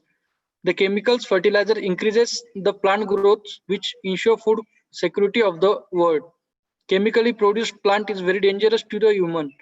Wastes from the industries are disposed into water bodies and added in soil. It degrades the soil health and hence causing the soil pollution. Due to the indiscriminate use of those chemical fertilizers and pesticides will threaten all the life from the earth. Therefore, crop production is depleting our environment and ecosystem. Hence, continuous use of chemical fertilizers without taking measure will deplete all the natural resource. Food crops produced using chemical fertilizers may not be as nutritious because chemical fertilizers trade fast growth in plants, resulting in crop less nutritional value. Plants grow on essential nutrition, having a cumulative effects on the health of people. Chemical fertilizers may increase the risks of developing cancer. The adverse effect of these synthetic chemicals on human health and environmental can be reduced by adopting new agricultural, technological and practices such as of manure, biofertilizers, biopesticides and nanofertilizers, which would improve the efficiency of the fertilizers. Organic farming will create a healthy natural environment and ecosystem for the present as well as future generation. Introduction. The impact of chemical fertilizer is now a global concern. Toxic chemical fertilizers and hazardous use of pesticides is the major cause of decline in quality of soil. Rapid economic and industrial growths globally are the main problem of creating environmental problems. In fact, an average consumer is hardly aware of the toxic potential of soil and consequent food contamination. Use of high-intensity fertilizers and pesticides for agriculture is affecting millions of people. Pesticides and insecticides are commonly used by the farmers to increase the agricultural yield. Large amount of insecticides and pesticide is being added into the soil to control insects, pests, and diseases. These chemicals are all absorbed by the plants and some edible parts like fleshy fruits, vegetables, grain, and oilseed, etc. Excessive use of chemical fertilizers resulted in incidents of cancer, kidney failure, asthma, skin problems, and digestive tract has increased by 20 to 25% in Punjab. Mean level of DDT in breast milk are 17.18 ppm in Ludhiana and 26.66 ppm in Faridkot. The health hazards are mainly caused by organochlorines, which include DDT, dioxin, SGH, and aldrin. Almost every organochlorine study has been linked to some environmental or human health hazards. 40% of all pesticide used in India belongs to the organochlorines class of chemicals. Many pesticides like monocarpitols, phorates, phosphomidone, and ethane, methylparathene are some of highly hazardous pesticides, and most of them banned in USA, Europe, but are continuously used in India. It is now accepted that the food grown with natural fertilizers is healthier than that grown with chemical fertilizers. Use of biopesticides resorting to organic farming may help to overcome the adverse effect of chemical fertilizers and other harmful pesticides on human beings. It has been scientifically proved that neem-based pesticides are helpful in controlling many pests and are comparatively safer and more effective. The objectives of the present investigation were to evaluate the impact of different type of environmental pollutants and its effect on human health. Discussion. The use of organic fertilizers is a common practice to maintain soil fertility and crop yield. Due to increased availability of chemical fertilizers, the utilization of organic fertilizer has dramatically declined. In order to maximize crop yield and to prevent food shortage, large amount of chemical fertilizers have been used from past few decades. However, excessive use of chemical fertilizers has led to several issues such as soil degradation, nitrogen leaching, soil compaction, reduction in soil organic matter, and loss of soil carbon. Because of this concern, there is growing demand for development of organic agriculture. In this study, we found that sodium, phosphorus, and potassium contents were not significantly different between organic and chemical fertilizer treatment. These results indicate that organic fertilizers provide similar nutrients elements as chemical fertilizers. In recent years, soil acidification has become a serious problem for modern agriculture in India. The major cause of rising soil acidity is increased use of acidifying nitrogen fertilizers or incomplete cycling of nitrogen space in the soil. Our studies have found that organic fertilizer treatment soil pH and increase the contents of amino acid. It will know that acidification can increase the mobility of heavy metals into the soil where they could be take up by plants. Some species microorganism has ability to absorb heavy metals. We found that the contents of heavy metals were lower in soil and plant samples under organic fertilizer treatment compared to those treated with chemical fertilizers. We speculate that long-term application of chemical fertilizers decreased soil pH, promoted the proliferation of some species microbes, and activated the heavy metals ions in soil, further deteriorated the physiochemical properties and quality of tea. However, the long-term application of organic fertilizers was able to alleviate some of this negative effect. Conclusion. The impact of chemical fertilizers and pesticide was studied. The indiscriminate use of chemical fertilizers and pesticide in agriculture caused bad effect on soil. Our food chain has been disturbed and it caused adverse effect on human health. So it is our duty to aware about this hazard for the healthier life. Fertilizers are produced synthetically by inorganic materials which providing nutrients and helping plant growth. They contain essential growth nutrients such as nitrogen, phosphorus, potassium, and various others. Chemical fertilizer providing NPK which fulfill the required demand of the plants. Some example of chemical fertilizers are ammonium sulfate, ammonium phosphate, ammonium nitrate, urea, ammonium chloride, etc. But chemical fertilizers also have their hidden dangers result in damage to the environment and human health. Damage caused by chemical fertilizer is often long time, so alternative and sustainable methods of fertilizing the soil should be adopted. Use of organic fertilizer treatment will improve the crop quality and decrease the level of heavy metals in soil. Our findings suggest that organic fertilizer can maintain microbial composition and beneficial bacteria into the soil. Thank you.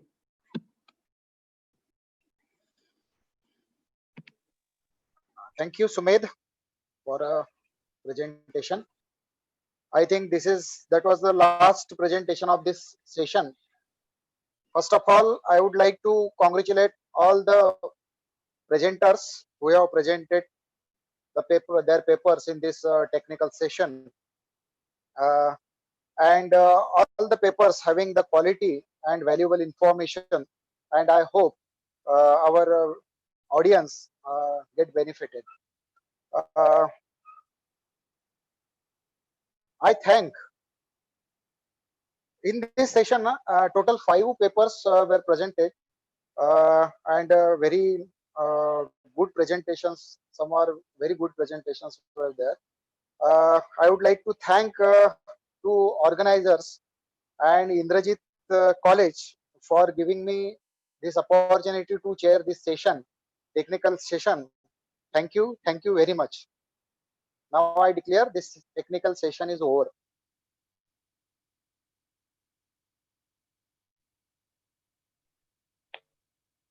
Next to Ambore sir.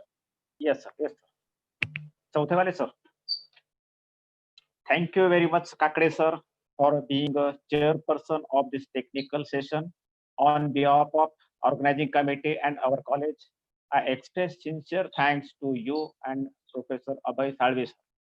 Thank you very much. This technical session is over, and I hand over this